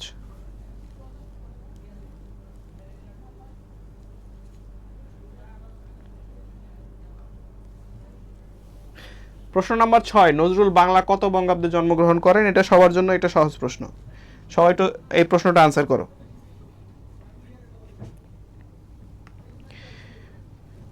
আনসার দেখতে পাচ্ছি নুসরাত জাহান জুয়ের কাছ থেকে 6-2 বি আনসার করেছে, 1306। এখন বাকিরা আবার একই আনসার করে কিনা, কারণ সবসময় দেখা যায় যে একজন যখন একটা কিছু আনসার করে তখন সবাই দেখে দেখে সেটা আনসার করা শুরু করে। বেলাল, তারপরে হচ্ছে রেহানা, তারাও আনসার করেছে, 6 বি আনসার দিয়েছে, 1306। জয়শ্রী সরকারও বলেছে খ হবে, 1306। হ্যাঁ, এত মানুষ বললে আসলে বিরোধিতা করার সুযোগ নেই। এই যে দেখছো, আমি বলছি না যে তোমরা সবাই বলতেছো একজন বিরোধিতা করবে, একজনের কাছ থেকে কিন্তু বিরোধিতা পেয়েছি। 1268 না, 1306 আনসার। বাংলা 1306 খ্রিস্টাব্দে, ইংরেজি 1899 খ্রিস্টাব্দে কাজী নজরুল ইসলাম জন্মগ্রহণ করেন। ওকে, 11 জ্যৈষ্ঠ এবং 24 মে। পরের প্রশ্নে যাই। কবি কত বছর বয়সে পিতাকে হারান? একটু আগেই পড়ে আসলাম, একটু আগেই তোমাদেরকে বললাম যে কবি কত বছর বয়সে পিতাকে হারিয়েছেন। এটা একটু আনসার করো তোমরা। কবি কত বছর বয়সে পিতাকে হারিয়েছেন?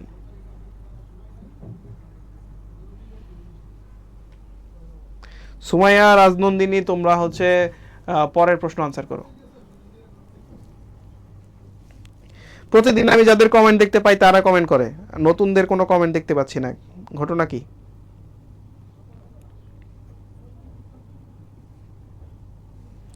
স্বর্ণা আক্তার, ওয়ালাইকুম আসসালাম, ভালো আছি আমি, তোমাকে স্বাগত জানাই আমাদের ক্লাসে। বেলাল আনসার করেছে 6, রাজনন্দিনী বলেছে 7 ডি হবে, অর্থাৎ 8 বছর বয়সে কবি পিতাকে হারান। ওকে, কবি 8 বছর বয়সে যদি পিতাকে হারিয়ে থাকেন তাহলে সেটাই সঠিক উত্তর। সঠিক, কবি 8 বছর বয়সে পিতাকে হারান, অর্থাৎ 1899 সালে তিনি জন্মগ্রহণ করেন। তাহলে 1900 কত সালে? 1907 সালে তিনি পিতাকে হারান। তাহলে পরের প্রশ্নে যাই আমরা। পরের প্রশ্ন হচ্ছে, নজরুল নিম্ন প্রাইমারিতে কত বছর শিক্ষকতা করেন? যে মক্তব থেকে উনি পাশ করেছেন সেই মক্তবে উনি পড়িয়েছেন, সেই মক্তবে উনি কত বছর পড়িয়েছেন? এটা আনসার করো সবাই।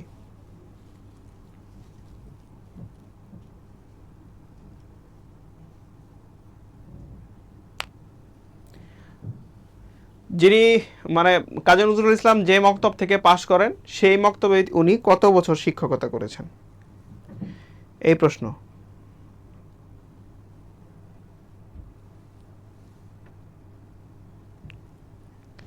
8 এ 1 বছর। আচ্ছা,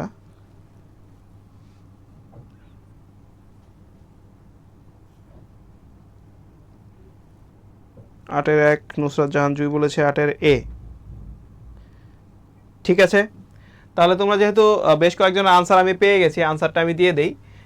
এটাও সত্যি কথা, অর্থাৎ তোমরা যে আনসারটা দিয়েছো সেটি সঠিক, তোমাদেরকে অভিনন্দন। প্রশ্নের উত্তরটি হচ্ছে 1 বছর শিক্ষকতা করেন। উনি যেই মক্তব থেকে পড়ালেখা করেছেন সেই মক্তবে উনি 1 বছর শিক্ষকতা করেন। তাহলে আমরা পরের প্রশ্নে যাই। পরের প্রশ্নটি হচ্ছে, 12 বছর বয়সে কবি কিসের দলে যোগ দেন?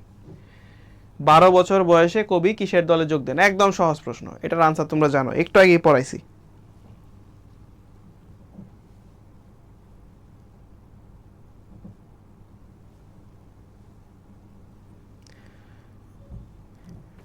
আট নম্বর প্রশ্ন শেষ, 9 নম্বর প্রশ্ন আনসার করো সবাই। আর যারা নতুন যুক্ত হয়েছে তোমাদেরকে স্বাগত জানাই। সে সাথে একটা কথাই বলি সবসময় যে লাইভটা শেয়ার করে দাও। লাইভটা শেয়ার করে দিলে তোমাদের বন্ধু বান্ধব যারা আছে তাদের সাথে একসাথে আমরা আজকে লাইভ ক্লাসটি করতে পারবো। এবং যখন আমি লাইভ ক্লাসে অনেক বেশি স্টুডেন্ট দেখতে পাই তখন অনেক বেশি উৎসাহ পাই এবং আমার পড়াতে ভালো লাগে। তো হ্যাঁ, নতুন অনেককে দেখতে পাচ্ছি আনসার করছে। আর এম রাফসান, মিমি, বেলাল, জুই, রাজনন্দিনী, সুমনা, রেহানা, লাবণী সবাই আনসার করেছে সি, লেটোর দলে। হ্যাঁ, এটা খুব সহজ প্রশ্ন ছিল। লেটোর দলে যোগদান করেন 12 বছর বয়সে। পরবর্তী প্রশ্নে যাই। প্রথম বিশ্বযুদ্ধ শুরু হয় কত সালে? এটাও তোমাদেরকে আমি একটু আগে বলেছি, কত সালে শুরু হয় কত সালে শেষ হয় এটাও কিন্তু তোমাদেরকে আমি বলে দিয়েছি যে প্রথম বিশ্বযুদ্ধে কাজী নজরুল ইসলাম যোগ দেন 1917 সালে, কিন্তু শুরুটা হয়েছিল তার কিছু বছর আগে এবং তার 2 বছর পরেই শেষ হয়ে যায়। তাহলে একটু বলো কত সাল?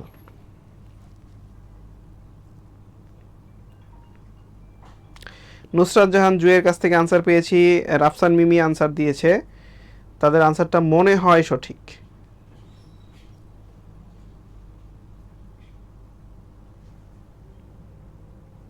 এখানে আকাশ নীল, বাহ সুন্দর নাম। জয়শ্রী সরকার নিঝুম বলেছে গ হবে, রেহানা রহমান বলেছে বি হবে। আচ্ছা, তাহলে আনসারটা দিয়ে দিই। আনসারটা হচ্ছে 1914 সাল। 1914 সালে প্রথম বিশ্বযুদ্ধ শুরু হয় এবং শেষ হয় কত সালে? 1919। এর মধ্যে 1917 সালে কাজী নজরুল ইসলাম সৈনিক হিসেবে প্রথম বিশ্বযুদ্ধে যোগদান করেন এবং সেখানে সৈনিক হিসেবে থাকা অবস্থায় তার একটা প্রমোশন হয়। প্রমোশনটার নাম হচ্ছে কি?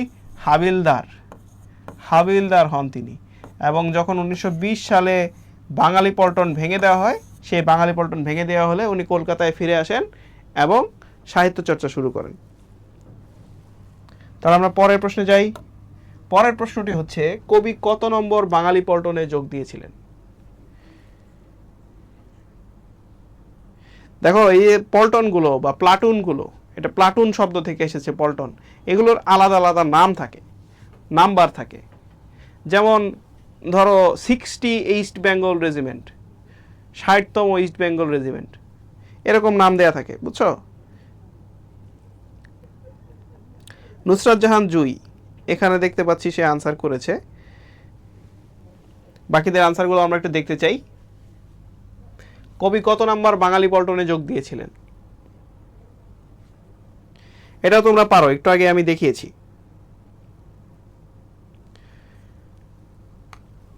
বেলাল, রাজনন্দিনী, জয়শ্রী তাদের কাছ থেকে আনসার পেয়েছি। আচ্ছা, এটার আনসারটা হচ্ছে 49।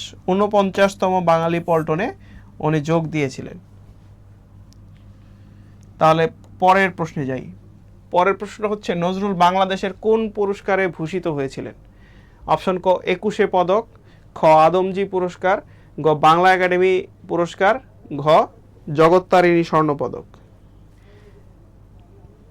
এই জগত্তারিণী স্বর্ণপদকটা বাংলাদেশের পদক না, এটা তোমাদের ক্লু দিয়ে দিলাম। এই বাকি তিনটার মধ্যে কোনটা পেয়েছিল সেটার আনসার করো। 12 নম্বর। হ্যাঁ, এই যে রেহানা, ইয়সরানুর, তারপরে কাজী আরিফ, সুমাইয়া জাহান, রাফা আক্তার, খোরশেদ আলম সবার আনসার হয়েছিল। তোমাদেরকে অভিনন্দন, তোমাদের 11 নম্বর প্রশ্নের উত্তর সবার সঠিক ছিল।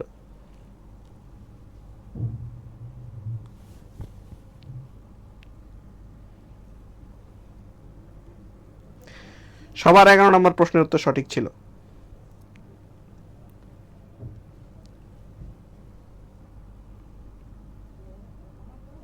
আচ্ছা, এটা আনসারটা দিয়ে দেই। এটার আনসারটা হচ্ছে 21 পদক। কাজী নজরুল ইসলাম বাংলাদেশের একটা পদক পেয়েছেন, সেই পদকটার নাম হচ্ছে 21 পদক। এখানে স্বাধীনতা পদকের অপশন নাই, সেটা থাকলে সেটাও তিনি পেয়েছেন। তাহলে আমরা পরে যাই। নজরুল কত সালে মারা যান? খুবই সহজ প্রশ্ন। 13 নম্বর প্রশ্ন, নজরুল কত সালে মারা যান? এটা একটু বলে দাও সবাই, নজরুল কত সালে মারা যান?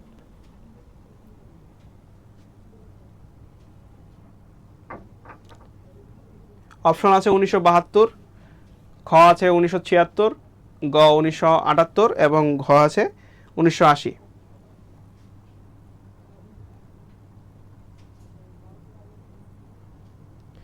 সাব্বির ইসলাম বলেছে 13-র খ। নুসরাত জাহান জুই বলেছে 13-র 2। এখানে আকাশ নীল বলেছে 1976। সুমনা রাজনন্দিনী বেলাল সবাই বলেছে 1976। এবং উত্তর সঠিক, তোমাদের 1976 হবে। 1976 সালে কাজী নজরুল ইসলাম মারা যান। এটা খুবই সহজ একটা প্রশ্ন, সবাই পারে মোটামুটি। পরের প্রশ্নে যাই। নজরুল সম্পাদিত পত্রিকা কোনটি? তোমাদেরকে আমি 3টি পত্রিকার নাম দেখিয়েছিলাম, যে 3টি পত্রিকা নজরুল সম্পাদনা করেছেন। কি কি পত্রিকা ছিল বলো তো? লাঙল ছিল, লাঙল। তারপরে ধূমকেতু পত্রিকা ছিল, ধূমকেতু।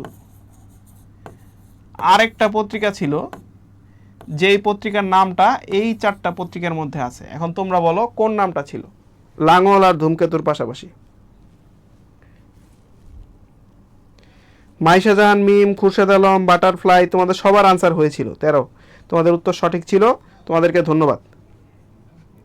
মিন্টু রয়, তোমার উত্তরও সঠিক ছিল। সাব্বির ইসলাম 14 নম্বরের আনসার করেছে খ। সাব্বির ইসলাম আমাদের অনেক পুরাতন শিক্ষার্থী, সে রেগুলার ক্লাসগুলো করে। উর্মিলা পাল বৃষ্টি বলেছে 14-র খ। SM হাবিবুল্লাহ বলেছে 14-র খ। নুসরাত জাহান জুই বলেছে 14-র 1।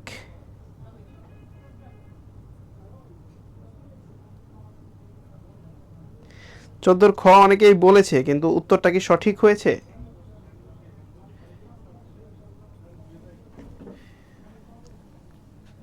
সাপ্তাহিক বিজলি পত্রিকার সম্পাদক কিন্তু কাজী নজরুল ইসলাম ছিলেন না। আনসারটা হচ্ছে নবযুগ। আনসার কি? আনসার হচ্ছে নবযুগ। লাঙল, ধূমকেতু, নবযুগ, এই 3টি পত্রিকার সম্পাদনা কাজী নজরুল ইসলাম করেছেন। এই যে দেখো, তোমাদেরকে দেখাই কি কি পত্রিকার সম্পাদক ছিলেন।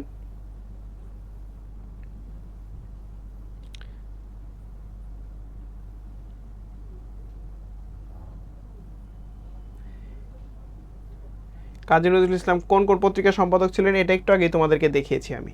তাহলে লাঙল, ধূমকেতু, নবযুগ, এই 3টি পত্রিকার মধ্য থেকে একটির অপশন কিন্তু তোমাদের দেয়া থাকতে পারে। তাহলে এখানে আনসার হচ্ছে 14-র A।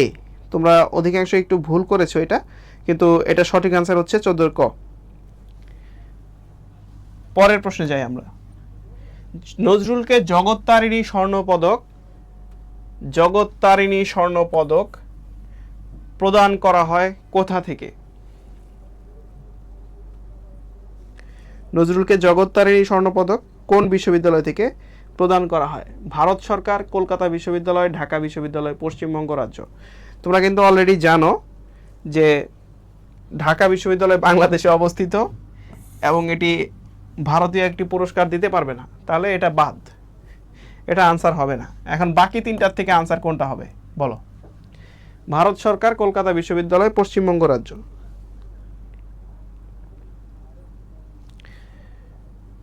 নুসরাত জাহান জুই বলেছে ক হবে। মিন্টু রায়, পল্লব ঘোষ বলেছে খ হবে, কলকাতা বিশ্ববিদ্যালয়। রেহানা রহমান বলেছে কলকাতা বিশ্ববিদ্যালয় হবে, 15-র B হবে। বাকিদের আনসার কি আসে দেখি। মাইশা জাহান মিম, ইয়সরা নূর, কাজী আরিফ রায়হান সবাই বলেছে 15-র B। তাহলে এটা আনসারটা কি হয়? এইটার আনসারটা হয় হচ্ছে খ, কলকাতা বিশ্ববিদ্যালয়। জগত্তারিণী স্বর্ণপদকটা প্রদান করে হচ্ছে কলকাতা বিশ্ববিদ্যালয়। বিভিন্ন বিশ্ববিদ্যালয়ে বিভিন্ন ধরনের পদক থাকে, ঢাকা বিশ্ববিদ্যালয়ে অনেক পদক আছে, কিন্তু এই জগত্তারিণী স্বর্ণপদকটা হচ্ছে কলকাতা বিশ্ববিদ্যালয়ের একটি পদক। তাহলে আমাদের এর মধ্য দিয়ে আমাদের যৌবনের গান যে প্রবন্ধটি ছিল সেটির আলোচনা এবং MCQ অংশ শেষ। এখন আমরা যাব হচ্ছে সুচেতনা কবিতায়। সুচেতনা হচ্ছে জীবনানন্দ দাশ রচিত একটি অসাধারণ কবিতা। সুচেতনা বর্তমান সময়ে একটা প্রাসঙ্গিক কবিতা। তোমরা যদি খেয়াল করে থাকো, সারা পৃথিবীতে বিভিন্ন প্রান্তে যুদ্ধ চলছে। আমরা জানি ইরান, USA এবং ইসরায়েলের মধ্যে যুদ্ধ চলছে। একদিকে যুদ্ধ চলছে ইরান, USA এবং ইসরায়েলের মধ্যে। আরেক দিকে যুদ্ধ চলছে রাশিয়া এবং ইউক্রেনের মধ্যে। যুদ্ধ চলছে। তো আমরা এই যে কবিতাটা আজকে পড়ব সুচেতনা, এই সুচেতনা মূলত এমন একটা চেতনাকে বুঝিয়েছে যে চেতনাটা যুদ্ধ বিরোধী। সুচেতনা কেমন? যুদ্ধ বিরোধী একটা চেতনা। তো আমরা একটু চলো জয়কলি বাংলা বিচিত্রার পাঠ থেকে আমরা একটু পড়ি সুচেতনা সম্পর্কে। তার আগে আমরা একটু কবি জীবনানন্দ দাশ সম্পর্কে একটু জানবো।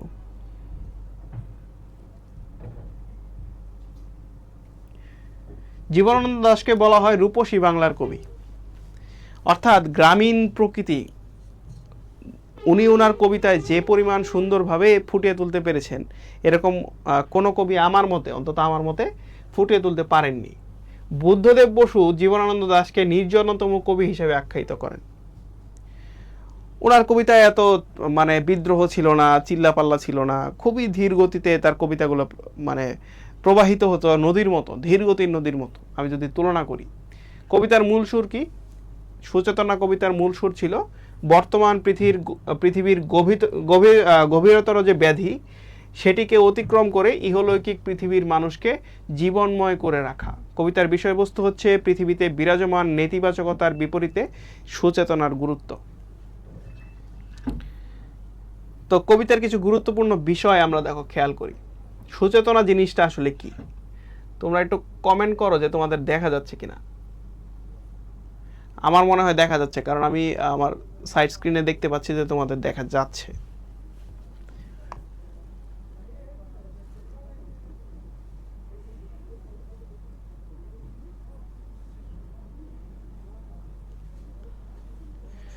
আচ্ছা, হ্যাঁ দেখা যাচ্ছে, ঠিক আছে। তাহলে দেখো, সুচেতনা হচ্ছে শুভ চেতনা, শুভ চেতনা, সুন্দর বা মহৎ চেতনা। সুচেতনা সকলের মাঝে বিরাজমান নয়। সবার মধ্যে যদি সুচেতনা থাকতো তাহলে পৃথিবীতে যুদ্ধ হইতো না, পৃথিবীতে খুন হইতো না, পৃথিবীতে ধর্ষণ হইতো না। অর্থাৎ এই যে পৃথিবীর যতগুলো সমস্যা আছে, এই সমস্যাগুলো মূলত হয় কেন? সুচেতনার ঘাটতির কারণে। সুচেতনা অত্যন্ত দুর্লভ বলে কবি এটিকে দূরতর দ্বীপের সাথে তুলনা করেছেন। মানে এই যে সুচেতনার ঘাটতি বা মানুষের যে চেতন হয়ে ওঠার ব্যাপারটা, সেটা অনেক দূরের একটা বিষয়, এরকম ভাবে তুলনা করেছেন কবি। ক্ষমতা আধিপত্যের লোভ থেকে দূরে গিয়ে যারা পৃথিবীর মঙ্গল চিন্তা করে তারা পায় সেই দূরতর দ্বীপ সদৃশ সুচেতনার সান্নিধ্য। খুব কম মানুষ আছে যারা পৃথিবীর মঙ্গল চায়, তারাই মূলত ওই সুচেতনার সান্নিধ্য পায়। তাহলে আমরা যদি একটু গ্রাফটা দেখি আজকের কবিতার, তাহলে দেখো সুচেতনা কবিতার কিছু বিষয়। সুচেতনা কবিতায় শুভ চেতনার ইঙ্গিত প্রদান করা হয়েছে। সুচেতনা হচ্ছে কবির চেতনাগত সত্তা ও কল্পনা প্রসূত ধারণা। কবি মনে করেন মানুষের শুভ চেতনা দ্বীপের মতো বিচ্ছিন্ন, যা সর্বত্র বিস্তারিত নয়। সব জায়গায় কিন্তু সুচেতনা থাকে না বা পাওয়া যায় না, পাওয়া গেলে তো হইতোই, পৃথিবীতে আর কোনো সমস্যা থাকতো না। সুচেতনা কবিতায় প্রকাশ পেয়েছে মানবিক বিপর্যয়ের স্বরূপ, অর্থাৎ যুদ্ধ বিগ্রহের মাধ্যমে কিভাবে মানবিকতা বিপর্যস্ত হয় সেই বিষয়গুলো কিন্তু এই কবিতায় উঠে এসেছে। মানব সমাজের অগ্রযাত্রাকে নিশ্চিত করবে জীবন মুক্তির চেতনাগত শর্ত, অর্থাৎ সুচেতনা। কবি সম্বোধন করেছেন আরাধ্য চেতনা নিহিত বিশ্বাসকে, শুভ কল্যাণবোধকে। মানবতার জয় নিশ্চিত করতে কবি হাতে নিহত হয় তারই বিরুদ্ধ চেতনায় বিশ্বাসী ভাই, বোন, বন্ধু, পরিজন। এই যে দেখো, যুদ্ধে যারা মারা যায় এরা তো মানুষ, কোনো না কোনোভাবে তারা আমাদের আত্মীয়, ঠিক আছে? তো এই যে মানুষ মারা যাচ্ছে, মানুষের হাতেই মানুষ মারা যাচ্ছে, এটা তো কোনো ভালো চেতনার লক্ষণ আসলে হইতে পারে না।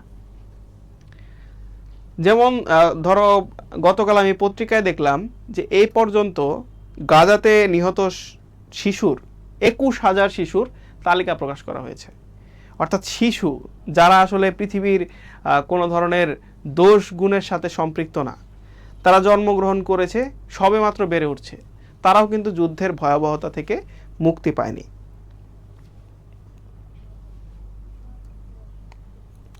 আচ্ছা, তো দেখো, জীবনানন্দ দাশ এবং কবি কাজী নজরুল ইসলাম এই দুজনের মধ্যে একটা জায়গায় মিল আছে। মিলটা কোথায়? মিলটা হচ্ছে জন্মসালে। জীবনানন্দ দাশও 1899 সালে জন্মগ্রহণ করেছেন, কাজী নজরুল ইসলামও 1899 সালে জন্মগ্রহণ করেছেন। কাজী নজরুল ইসলাম জন্মগ্রহণ করেছেন 24 মে 1899 এবং জীবনানন্দ দাশ জন্মগ্রহণ করেছেন 17 ফেব্রুয়ারি 1899। জীবনানন্দ দাশ জন্মগ্রহণ করেছেন কোথায়? বরিশালে। এই বরিশালে কেউ আছো নাকি? বরিশালের মানুষ, আমাদের এই যে জয়কলির অফিসে কিন্তু দাদারা আছেন বরিশালের। হ্যাঁ, তো দেখো বরিশালের কেউ আছে কিনা। বরিশালের মানুষের তো গর্ব করা উচিত যে তাদের জীবনানন্দ দাশ আছে। মনে হয় বরিশালের কেউ নাই, থাকলে কমেন্ট করতো। তার আদি নিবাস হচ্ছে বিক্রমপুরের গাঁওপাড়া গ্রামে। তার মাতা কুসুম কুমারী দাস, তার মাও কিন্তু কবি ছিলেন। কুসুম কুমারী দাসের কবিতা তোমরা পড়েছ। তারপরে শিক্ষা জীবন, ম্যাট্রিক 1915, অর্থাৎ বর্তমানে আমরা এইচএসসি যেটাকে এইচএসসি মানে এসএসসি যেটাকে বলি সেটা হচ্ছে ম্যাট্রিক তখন ছিল। বরিশালের ব্রজমোহন স্কুল থেকে পাশ করেছেন। বিএ অনার্স করেছেন 1919 সালে। কলকাতা প্রেসিডেন্সি কলেজ থেকে এমএ পাশ করেছেন ইংরেজিতে। দেখো ইংরেজি সাহিত্যের মানুষ, সে বাংলায় কবিতা লিখে এত বিখ্যাত হয়েছে 1921 সালে। তাকে বলা হয় পঞ্চপাণ্ডবের একজন। 5জন কবি ছিল, বিখ্যাত কবি, সেই 5জন কবির মধ্যে তিনি একজন। কে কে ছিল? অমিয় চক্রবর্তী, জীবনানন্দ দাশ, বুদ্ধদেব বসু, বিষ্ণুদে ও সুধীন্দ্রনাথ দত্ত। এরা হচ্ছে আধুনিক বাংলা সাহিত্যের 5জন শ্রেষ্ঠ কবি। আধুনিক বাংলা সাহিত্যের 5জন শ্রেষ্ঠ কবিকে বলা হয় পঞ্চপাণ্ডব। তো এই জন্য এই পঞ্চপাণ্ডবের মধ্যে একজন ছিলেন জীবনানন্দ দাশ। জীবনানন্দ দাশকে কল্লোলের ও 30-এর কবিও বলা হয়। তিনি তার মায়ের কাছ থেকে কবিতা লেখার প্রেরণা পান। কবিতায় সূক্ষ্ম ও গভীর অনুভবের এক জগৎ তৈরি করেন জীবনানন্দ দাশ। দেখো সম্পাদনা করেছেন কি? দৈনিক স্বরাজ পত্রিকা। সাহিত্য বিভাগ সম্পাদনা করতেন। 1950 সালে তিনি দ্বন্দ্ব পত্রিকার সঙ্গে যুক্ত হন। আচ্ছা, ওনার যে একটা বই ছিল ধূসর পাণ্ডুলিপি, এটার সাথে ইংরেজ একজন কবি WB ইয়েটস, উইলিয়াম ব্রেসি ইয়েটস, ওনার একটা কবিতার বই আছে the falling of the leaves. সেই কবিতার কিছুটা মিল পাওয়া যায়। তো জীবনানন্দ দাশের যে কাব্যগ্রন্থগুলো সেগুলো সম্পর্কে আমাদের একটু জানা দরকার। ঝরা পালক 1927 সালে প্রকাশিত, ধূসর পাণ্ডুলিপি 1936 সালে প্রকাশিত, বনলতা সেন 1942 সালে প্রকাশিত, মহাপৃথিবী 1944 সালে প্রকাশিত, 7টি তারার তিমির এটা 1948 সালে প্রকাশিত, রূপসী বাংলা 1957 সালে প্রকাশিত, বেলা বেলা অবেলা কালবেলা 1961 সালে প্রকাশিত। ওনার বিখ্যাত একটা কবিতা হচ্ছে বনলতা সেন, তোমরা এটা অনেক শুনেছো। এটারও একটা কবিতার সাথে মিল আছে। কবিতাটার নাম হচ্ছে ওই যে মাইশা, ও আচ্ছা অনেকেই আছে, মাইশা মিম, তারপরে তানজিলা তানজু, রাফা আক্তার, বরিশালের আছে। ঠিক আছে, তোমাদেরকে ধন্যবাদ, তোমরা আমাদের ক্লাসে যুক্ত হয়েছো। বিখ্যাত কবিতা বনলতা সেন, সেটা আরেকটা বিখ্যাত কবির কবিতার সাথে মিল আছে, এডগার অ্যালান পো। তোমরা ইংলিশ সাহিত্য অনেক নাম হয়তো শুনেছো এডগার অ্যালান পোর। তার একটা কবিতা ছিল, সেই কবিতার নাম হচ্ছে টু হেলেন। ওই বনলতা সেনকে আবেগ দিয়ে যেরকম কবিতা লিখেছেন, টু হেলেন হচ্ছে এডগার অ্যালান পোর লেখা এরকম একটা কবিতা, যেটার দ্বারা প্রভাবিত হয়ে উনি বনলতা সেন রচনা করেছিলেন।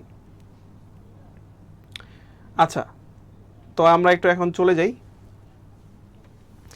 প্রশ্ন উত্তরে।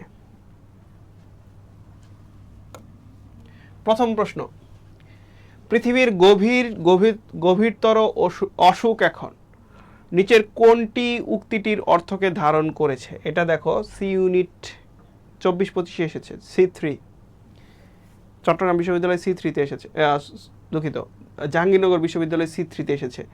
অপশন ক হচ্ছে পৃথিবীতে চিরকাল যুদ্ধ ঘটেছে, খ হচ্ছে পৃথিবীব্যাপ্ত গভীর বিপর্যয়, গ হচ্ছে পৃথিবীব্যাপ্ত শুভ অশুভ সহ অবস্থান করে, ঘতে হচ্ছে পৃথিবীর অসুখ দিনে দিনে বিস্তৃত হয়েছে। কোনটা আনসার হবে তোমরা বলো।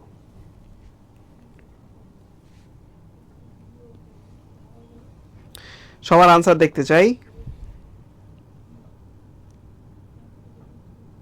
তোমাদেরকে ক্লাসের শুরুতেই আজকে যে বিষয়টি দিয়ে শুরু করেছিলাম যে পৃথিবীব্যাপী যুদ্ধ বিগ্রহ হচ্ছে, সেটিই মূলত আজকে আমাদের সুচেতনা কবিতার মূল বাণী। তাহলে ওটা জানলে তোমাদের আনসার পারার কথা।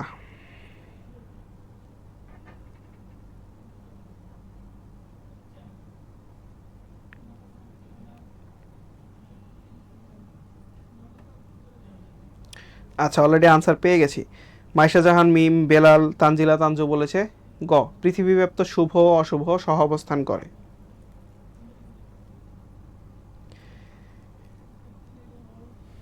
কিন্তু দুঃখের বিষয় হচ্ছে তোমাদের আনসারটি কিন্তু সঠিক না।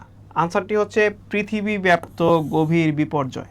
একটু আগেই বলছিলাম তোমাদেরকে যে পৃথিবীব্যাপী যে যুদ্ধ বিগ্রহ হচ্ছে সেই বিষয়টি নিয়ে কবিতায় কথা বলা হয়েছে।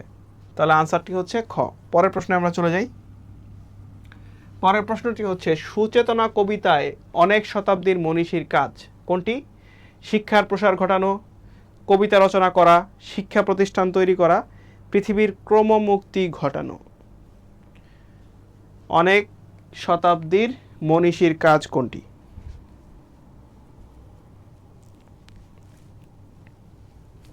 আতিকুর রহমান, কাজী আরিফ।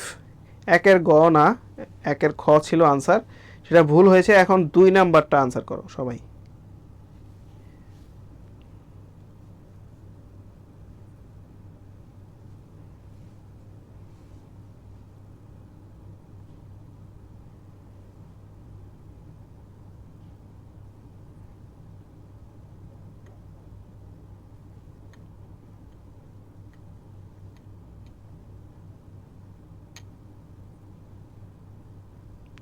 আচ্ছা,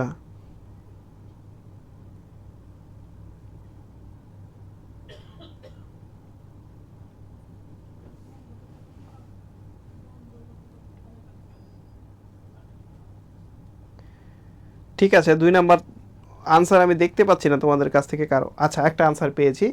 নুসরাত জাহান জুই আনসার দিয়েছে 2-4 পৃথিবীর ক্রমমুক্তি ঘটানো। হ্যাঁ, এবং বেলালের কাছ থেকে আনসার পেয়েছি, উর্মিলা পাল বৃষ্টির কাছ থেকে আনসার পেয়েছি, এবং তোমাদের উত্তর কিন্তু সঠিক। এটার আনসার হবে পৃথিবীর ক্রমমুক্তি ঘটানো, অপশন 4। তোমাদের উত্তর সঠিক, তোমাদেরকে অভিনন্দন। মাইশা জাহান মিম, কাজী আরিফ, রায়হান সবার কাছ থেকে আনসার পেয়েছি, সবাই সঠিক উত্তর দিয়েছে। পরের প্রশ্নে যাই। কোনটি জীবনানন্দ দাশের প্রবন্ধ গ্রন্থ?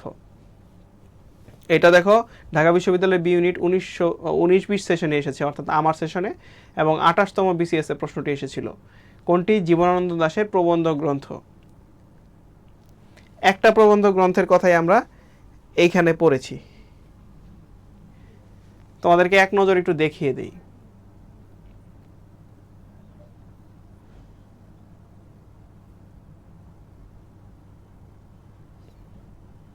তোমাদেরকে এক নজর একটু দেখিয়ে দেই, তোমরা এতক্ষণে দেখে ফেলার কথা।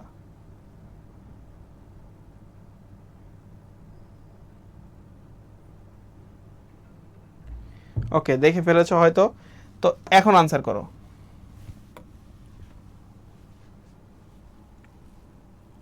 আমি যে বছর ঢাকা বিশ্ববিদ্যালয়ে ভর্তি পরীক্ষা দিয়েছিলাম সে বছর বি ইউনিটে এই প্রশ্নটি এসেছিল। 3-এর আনসার পেয়েছি রেহানার কাছ থেকে এ, জুয়ের কাছ থেকে পেয়েছি গ মাল্যবান, উর্মিলার কাছ থেকে পেয়েছি বেলা অবেলা কালবেলা, সুমাইয়া জাহানের কাছ থেকে পেয়েছি বেলা অবেলা কালবেলা।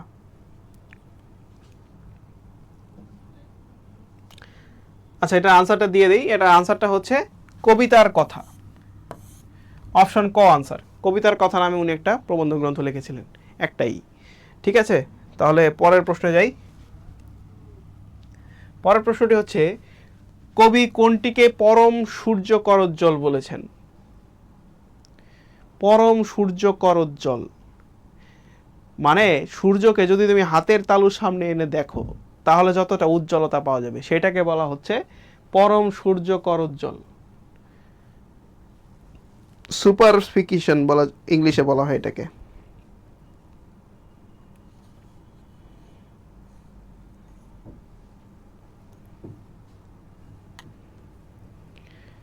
হ্যাঁ, তোমাদের আনসার হয়েছিল। ও উর্মিলা, তারপরে জুই, কাজী আরিফ রায়হান, না কাজী আরিফ রায়হানের 3 নম্বর প্রশ্নটা উত্তর হয়নি। মাইশা জাহান মিম আনসার করে দিয়েছে 4-এর।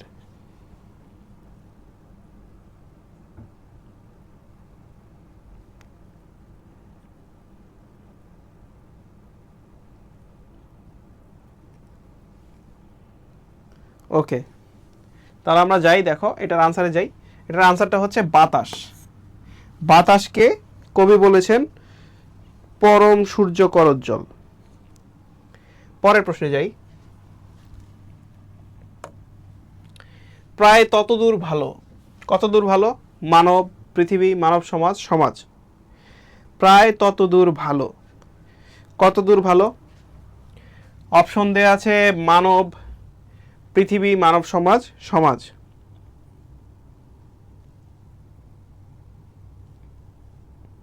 এটার আনসার কি হবে বলো? কবিতার লাইন থেকে সরাসরি এসেছে।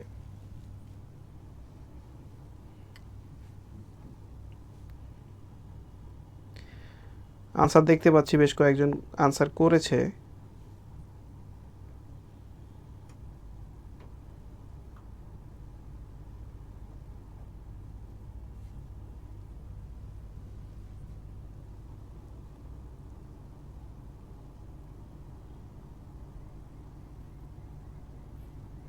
ওকে,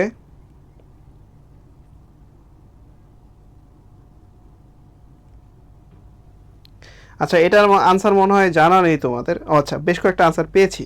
নুসরাত জাহান জুয়ের আনসার পেয়েছি, আতিকুর রহমানের আনসার পেয়েছি, রেহানা রহমানের আনসার পেয়েছি। এটার আনসারটা তোমরা যে আনসারগুলো দিয়েছো তার মধ্যে একটাও সঠিক না, শুধু একজনেরটা দেখতে পাচ্ছি সঠিক। জুয়ের আনসারটা সঠিক, সেটা হচ্ছে মানব সমাজ।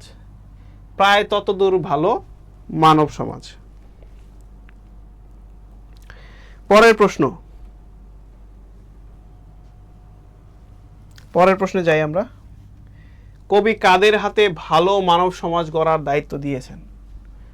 অপশন ক তরুণদের, খ নেতাদের, গ মাঝিদের, খ নাবিকদের।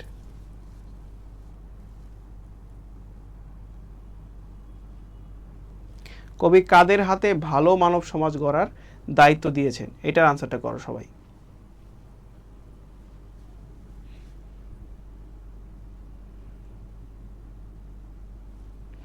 হ্যাঁ, সঠিক আনসার দুই একটা দেখতে পাচ্ছি। সবাই আনসার করো। যারা ক্লাসে আমি লাইভ 50 জনের মতো দেখতে পাচ্ছি, কিন্তু সবাই আনসার করে না। হাত গুটিয়ে বসে থাকলে প্র্যাকটিস হবে না। তুমি ভুল করলেও তো সমস্যা নেই। ভুল করলে তো আমি বলি না যে ও আচ্ছা তুমি ভুল করেছো, এটা কিন্তু বলি না। সুতরাং কমেন্ট করতে কোনো সমস্যা নেই। লাবণ্য ইসলাম, মাইশা জাহান মিম, বেলাল, নুসরাত জাহান জুই। আচ্ছা, আগেরটার আনসার ছিল ওটা না? আচ্ছা,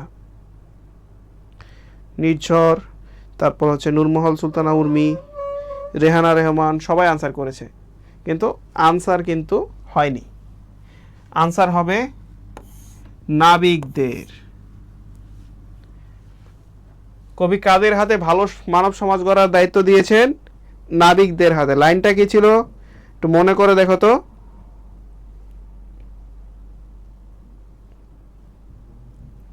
একটু কবিতা মনে করে দেখো।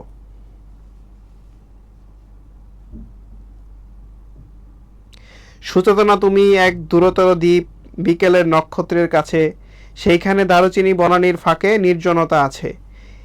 এই পৃথিবীর রণরক্ত সফলতা সত্য, তবু শেষ সত্য নয়। আজকে অনেক রূঢ় রৌদ্রে ঘুরে প্রাণ, পৃথিবীর মানুষকে মানুষের মতো ভালোবাসা দিতে গিয়ে তবু দেখেছি আমারই হাতে হয়তো নিহত ভাই বোন পরিজন পড়ে আছে পৃথিবীর গভীরতর অসুখ এখন, মানুষ তবুও ঋণী পৃথিবীর কাছে। কবিতাটা পড়েছো তোমরা? কবিতা পড়ে থাকলে কিন্তু পারার কথা। আচ্ছা, এটা একটা অনেক বড় কবিতা, তোমাদের বইয়ে সংকলিত দেয়া আছে। তাহলে আমরা পরের প্রশ্নে যাই। পরের প্রশ্নটি হচ্ছে কবি কিসের টানে মানব জন্মের ঘরে এসেছেন? কবি কিসের টানে মানব জন্মের ঘরে এসেছেন?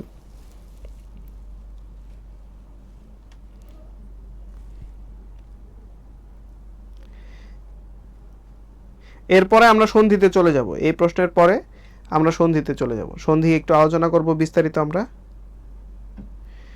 হ্যাঁ, 2025 সালে যারা,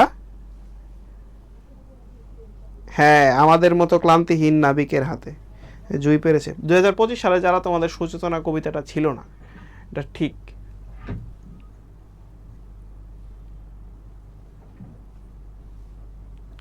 সাতের উত্তর কি? ক খ উভয়ই। কবি কিসের টানে মানব জন্মের ঘরে এসেছেন? মাটির টানে, পৃথিবীর টানে?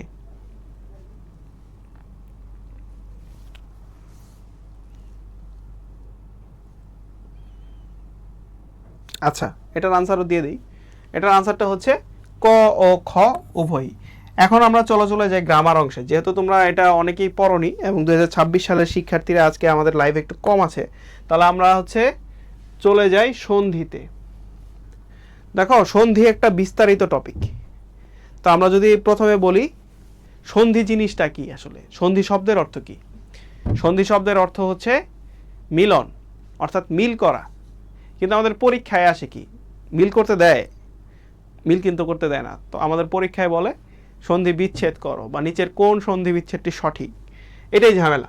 আমরা শিখি হচ্ছে মিলন করতে, কিন্তু প্রশ্ন আসে বিচ্ছেদ। তো এই ঝামেলা থেকে দূরে থাকতে গেলে আমাদের বিস্তারিত সন্ধি পড়তে হয়।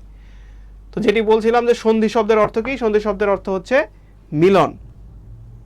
সন্নিহিত, সন্নিহিত মানে কাছাকাছি।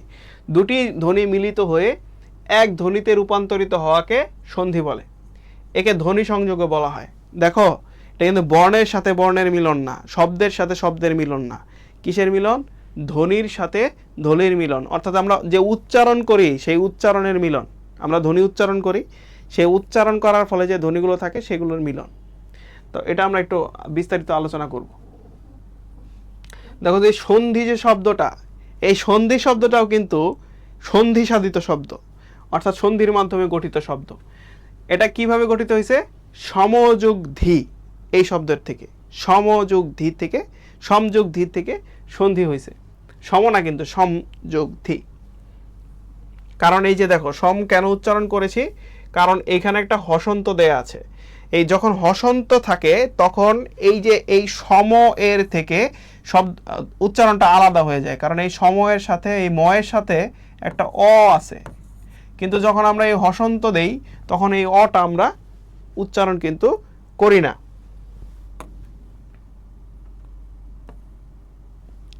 তো যখন অ উচ্চারণ করি না তখনই আমরা হসন্ত ব্যবহার করি।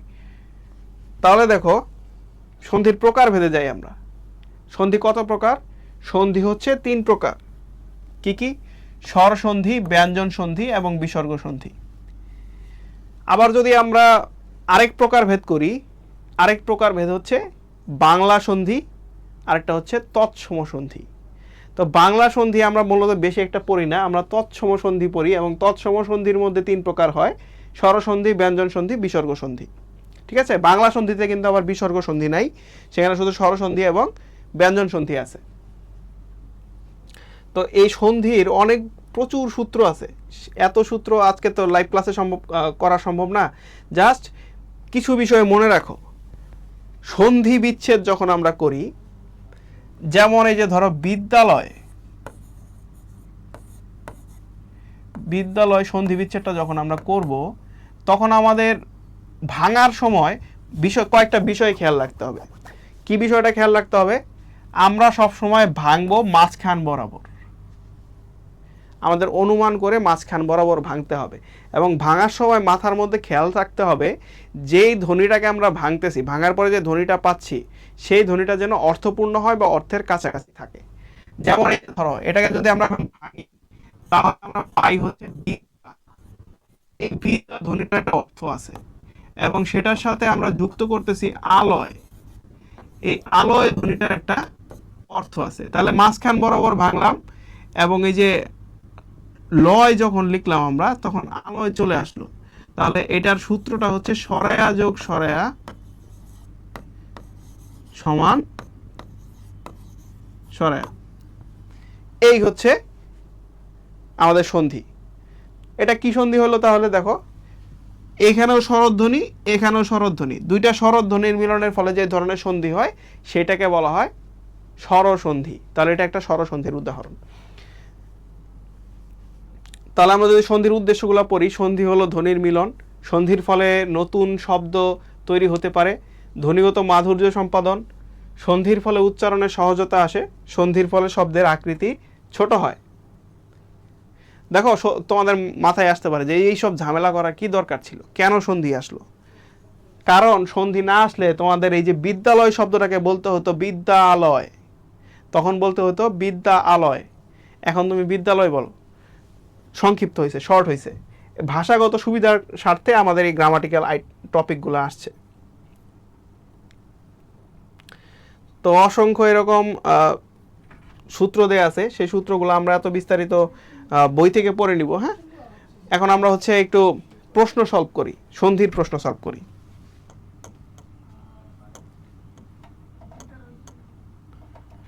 তার আগে যারা নতুন যুক্ত হয়েছে তাদেরকে আমরা বলে দেই যে আমাদের জয়কলির বাংলা বিচিত্রা, ইংলিশ বিচিত্রা এবং সাধারণ জ্ঞান অর্থাৎ জয়কলি জিকে এবং জয়কলি মডেল টেস্ট এবং জয়কলি মানবিক রিটেন প্রত্যেকটি বইয়ের কিন্তু নতুন সংস্করণ বাজারে চলে এসেছে। তোমরা যারা নতুন করে এইচএসসি 2026 সালের প্রস্তুতি নিচ্ছ অথবা ভর্তি পরীক্ষার প্রস্তুতি নিচ্ছ, তারা প্রত্যেকেই কিন্তু এই বইটি সংগ্রহ করে নিতে পারো। পরের প্রশ্নে যাই, সন্ধি ও সন্ধি প্রকরণ, এখান থেকে আমাদের প্রশ্ন। প্রথম প্রশ্ন দেখো, শাক যোগ ভাত এর ঠিক সন্ধিজাত শব্দ হলো কোনটি? বি ইউনিট 2023-24 সেশনে এসেছে। আনসার করো সবাই, সবাই দ্রুত দ্রুত আনসার করব আমরা।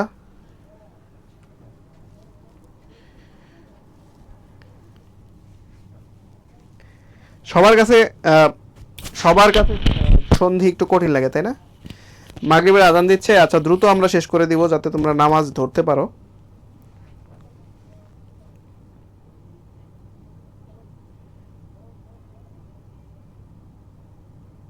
ওকে, সাউন্ডের সমস্যা কি এখনো আছে? উর্মিলা দেখো তো সাউন্ড শোনা যায় কিনা, ক্লিয়ার কিনা সাউন্ড। সাউন্ড যদি ক্লিয়ার থাকে তাহলে একটু বলো আমাকে।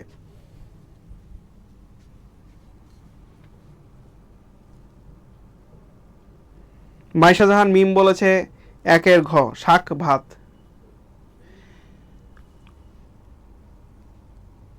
এটার আনসারটা দেখতে পাচ্ছি না, সবাই আনসার করতেছে না।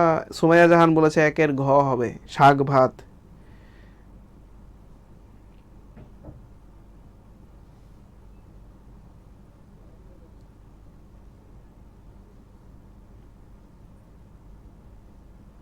শোনা যায়, আচ্ছা।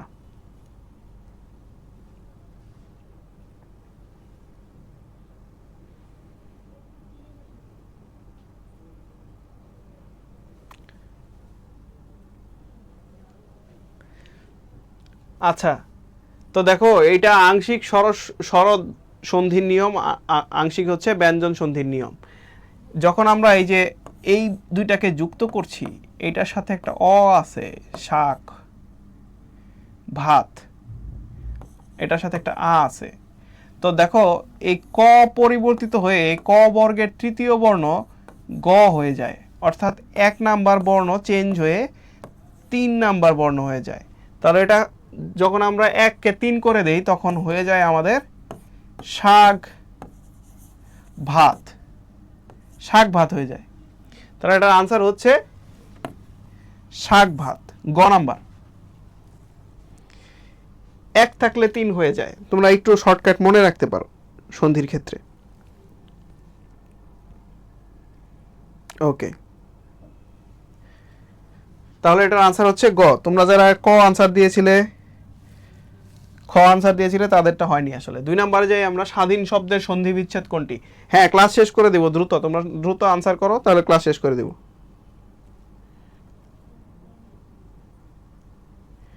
স্বাধীন শব্দের সন্ধি বিচ্ছেদ কোনটি? এটা আনসার করো।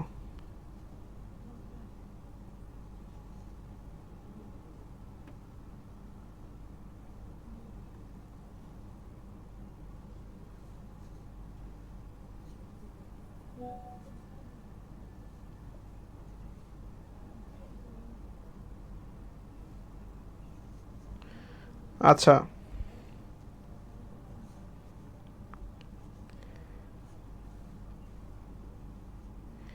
স্বাধীন শব্দের সন্ধি বিচ্ছেদ হচ্ছে সযোগ অধীন, সরয় যোগ সরয়, দুইটা মিলে হয়ে গেছে সরায়া।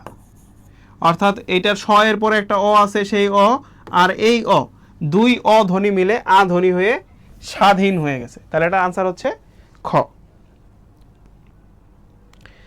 পরের প্রশ্নে যাই আমরা।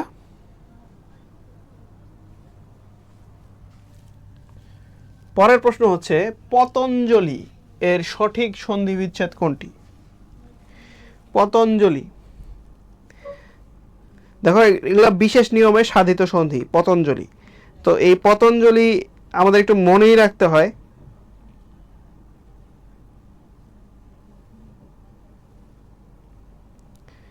এটাকে বলা হয় নিপাতনে সিদ্ধ সন্ধি, অর্থাৎ যে সকল সন্ধি কোনো নিয়মের অধীনে পড়ে না সেই সন্ধিগুলোকে বলা হয় নিপাতনে সিদ্ধ সন্ধি। তো এগুলো আমাদের একটু মুখস্থ করে বা মনে রাখতে হয়। আর দেখা যায় কি পরীক্ষাতে এই সন্ধিগুলোই বেশি আসে। তো এটার কি হবে আনসার? নিপাতনে সিদ্ধ ব্যঞ্জন সন্ধি, ব্যঞ্জন সন্ধি। তাহলে এটার আনসার হচ্ছে পতত যোগ অঞ্জলি, পতত যোগ অঞ্জলি। দেখো এটা ব্যঞ্জন সন্ধি কিভাবে হইলো, কারণ এটা খণ্ডীয় তর সাথে যুক্ত হচ্ছে, অর্থাৎ হসন্ত যুক্ত তয়ের সাথে যুক্ত হচ্ছে, অর্থাৎ এর সাথে কোনো অ বা অন্য কোনো স্বরধ্বনি নাই। এটার সাথে স্বরধ্বনি আছে, এটা আবার বিসর্গ সন্ধি, এটাও বিসর্গ সন্ধি। তাহলে এটা ছিল আনসার 3 নম্বরের ক। তোমরা অনেকে আনসার করেছো, তোমাদের উত্তর সঠিক। সুমাইয়া জাহান, উর্মিলা, বৃষ্টি, তোমরা আনসার করেছো 3-এর ক। পরের প্রশ্নে যাই।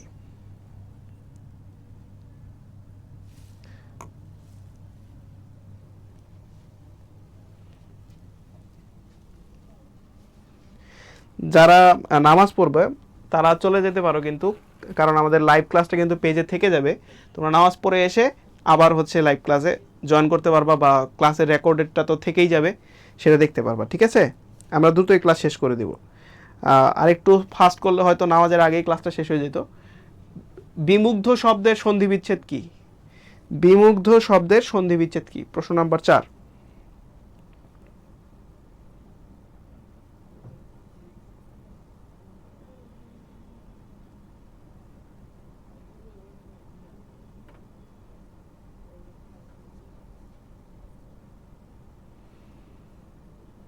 রাজনন্দিনীর কাছ থেকে আনসার পেয়েছি, আরও বেশ কয়েকজন আনসার দিচ্ছে, তাদের আনসারগুলো আমরা একটু দেখি।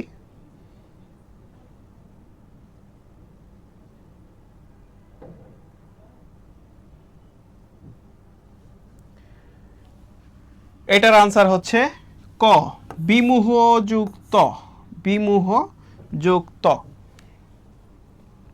বিমুগ্ধ, বিমুহ যুক্ত। এখন প্রশ্ন হচ্ছে এটা কেমন হলো, কেন হলো? বিমুগ্ধের সন্ধি বিচ্ছেদটা এমন কেন হলো?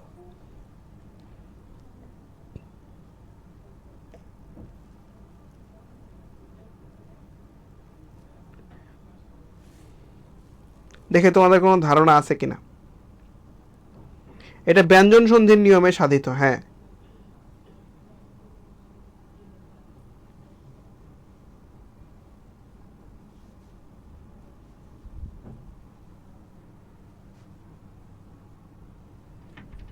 ওকে। তাহলে দেখো ব্যঞ্জন সন্ধির নিয়ম হচ্ছে হসন্তযুক্ত ত ধ্বনির সাথে যখন ত ধ্বনি যুক্ত হয়, হসন্তযুক্ত হয়ের সাথে যখন ত ধ্বনি যুক্ত হয়, সেটা তখন কি হয়ে যায়? তখন হচ্ছে সেটা গয় ধয় হয়ে যায়। এটা হচ্ছে ব্যঞ্জন সন্ধির একটা নিয়ম। এজন্য বিমুহ যুক্ত হচ্ছে এটার আনসার। অপশন ক হচ্ছে এটার আনসার। তাহলে আমরা পরের প্রশ্নে যাই। পরের প্রশ্নটি হচ্ছে মনীষা শব্দের সন্ধি বিচ্ছেদ কোনটি? এটা দেখো বি ইউনিটের সেট 1-এ এসেছিল 2022-23 সেশনে। এটার আনসারটা আমরা একটু দেখব। হ্যাঁ, বুঝিয়ে দিচ্ছি তো সবগুলোই। হ্যাঁ, অনিকের এই যে বুঝাই দেওয়ার তো দরকার নাই, কারণ অনিক বলছে কি সবই দয়ালের লীলা খেলা। তো দয়ালের লীলা খেলা দিয়েই সন্ধি বিচ্ছেদ পার হয়ে যাবে, তাই না অনিক?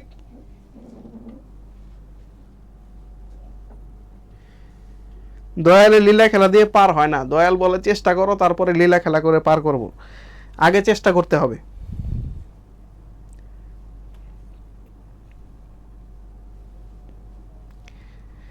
এটার আনসার করো তোমরা, মনীষা শব্দের সন্ধি বিচ্ছেদ।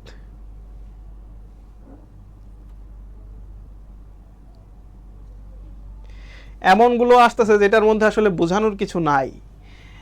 দেখো এই মনীষাও একটা নিপাতনে সিদ্ধ, মানে এটা কোনো নিয়মের আন্ডারে পড়ে না।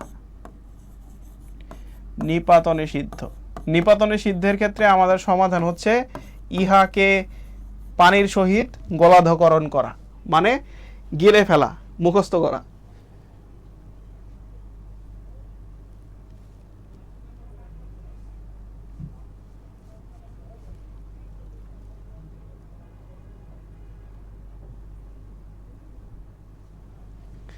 এটার আনসার করো। আনসার পাইলাম না তো। আচ্ছা, আসছে আনসার। কেউ কেউ বলেছে ক হবে, আর কেউ কেউ বলেছে ডি হবে। ডি তো হবে না, এটার আনসার হবে ক, মনস যোগ ঈশা। মনস যোগ ঈশা, মনীষা। যারা এই আনসার করেছো তাদের উত্তর সঠিক। পরের প্রশ্নে যাই। পাশাপাশি ধ্বনির মিলনকে কি বলে? সন্নিহিত ধ্বনির মিলনকে বলে হচ্ছে সন্ধি। পাশাপাশি ধ্বনি আর সন্নিহিত ধ্বনি কি এক?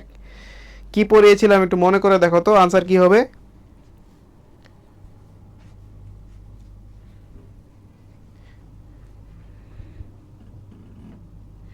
সবাই আনসার করো।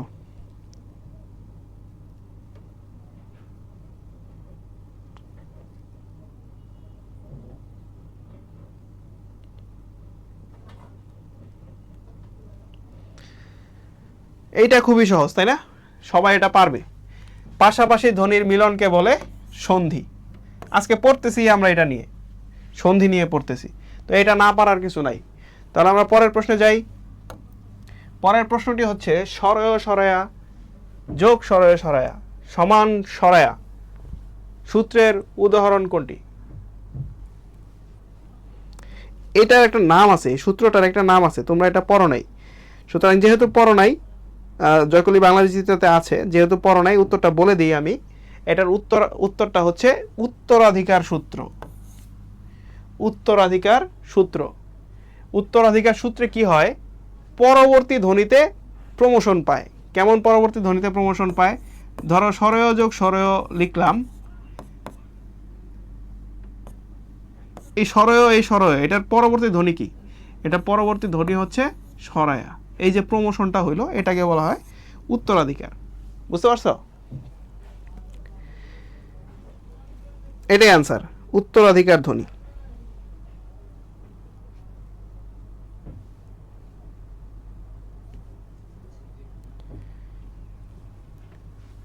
সাতের এ, হ্যাঁ উত্তর হয়েছিল তোমাদের। রেহানা রহমান উত্তর করেছিল, আল্লাহ তাআলার গোলাম উত্তর করেছিল সাতের এ। পরের প্রশ্নে যাই। স্বরের সঙ্গে স্বরের যে সন্ধি হয় তাকে কোন সন্ধি বলে? মানে স্বরধ্বনি যোগ স্বরধ্বনি, স্বরধ্বনি যোগ স্বরধ্বনি,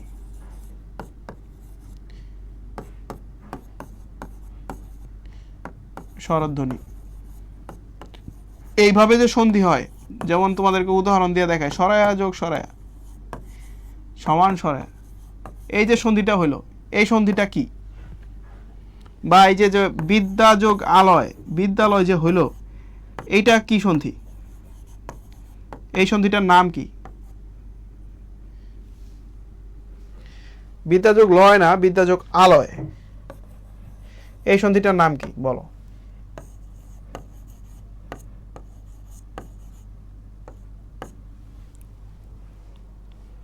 7 নাম্বার শেষ, 8 নাম্বার আনসার করো।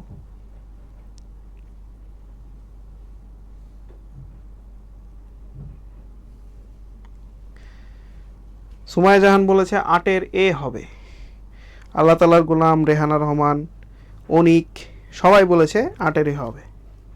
হ্যাঁ, 8-এর এই হবে, এটা স্বরসন্ধি হবে, স্বরসন্ধি হবে। পরের প্রশ্নে যাই আমরা।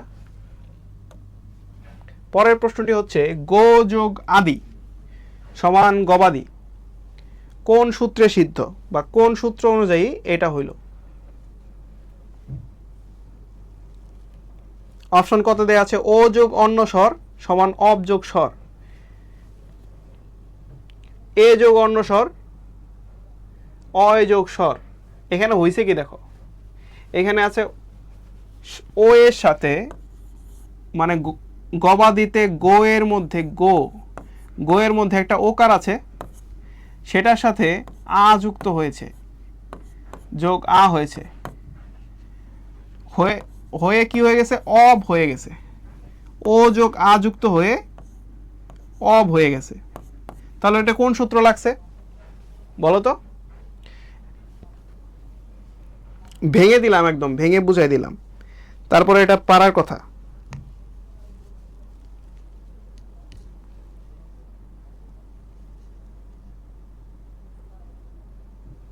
এই তো বুঝতে পারছো তোমরা। 9 ক হবে আনসার, ও যোগ অন্য স্বর সমান অব যোগ স্বর, এই সূত্র অনুসরণ করেছে।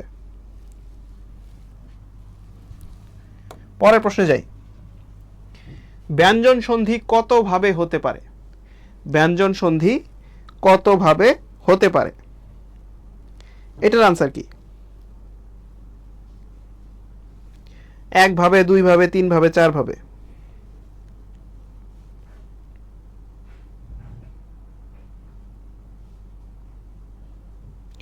ব্যঞ্জন সন্ধি কত ভাবে হতে পারে?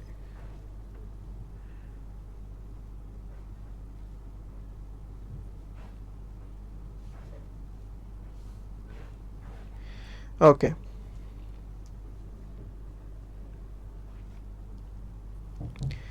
এটা হতে পারে, আনসার কি আসে দেখি আগে। অনেক বলেছে 10-এর 3, মানে গ 3 ভাবে হতে পারে।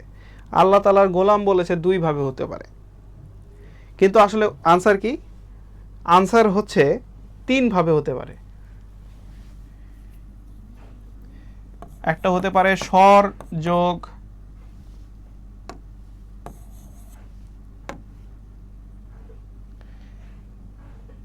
একটা হতে পারে হচ্ছে স্বর যোগ ব্যঞ্জন, আরেকটা হইতে পারে এটার উল্টাটা, ব্যঞ্জন যোগ স্বর, আরেকটা হতে পারে ব্যঞ্জন যোগ ব্যঞ্জন। এই 3 প্রকারে একটা স্বরসন্ধি হইতে, একটা ব্যঞ্জন সন্ধি হতে পারে। তাহলে আনসার কত? আনসার হচ্ছে আমাদের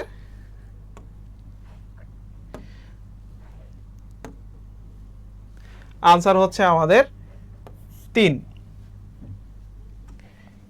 এই 1, এই 2, এই 3, এই 3 প্রকার। স্বর যোগ ব্যঞ্জন, ব্যঞ্জন যোগ স্বর, ব্যঞ্জন যোগ ব্যঞ্জন।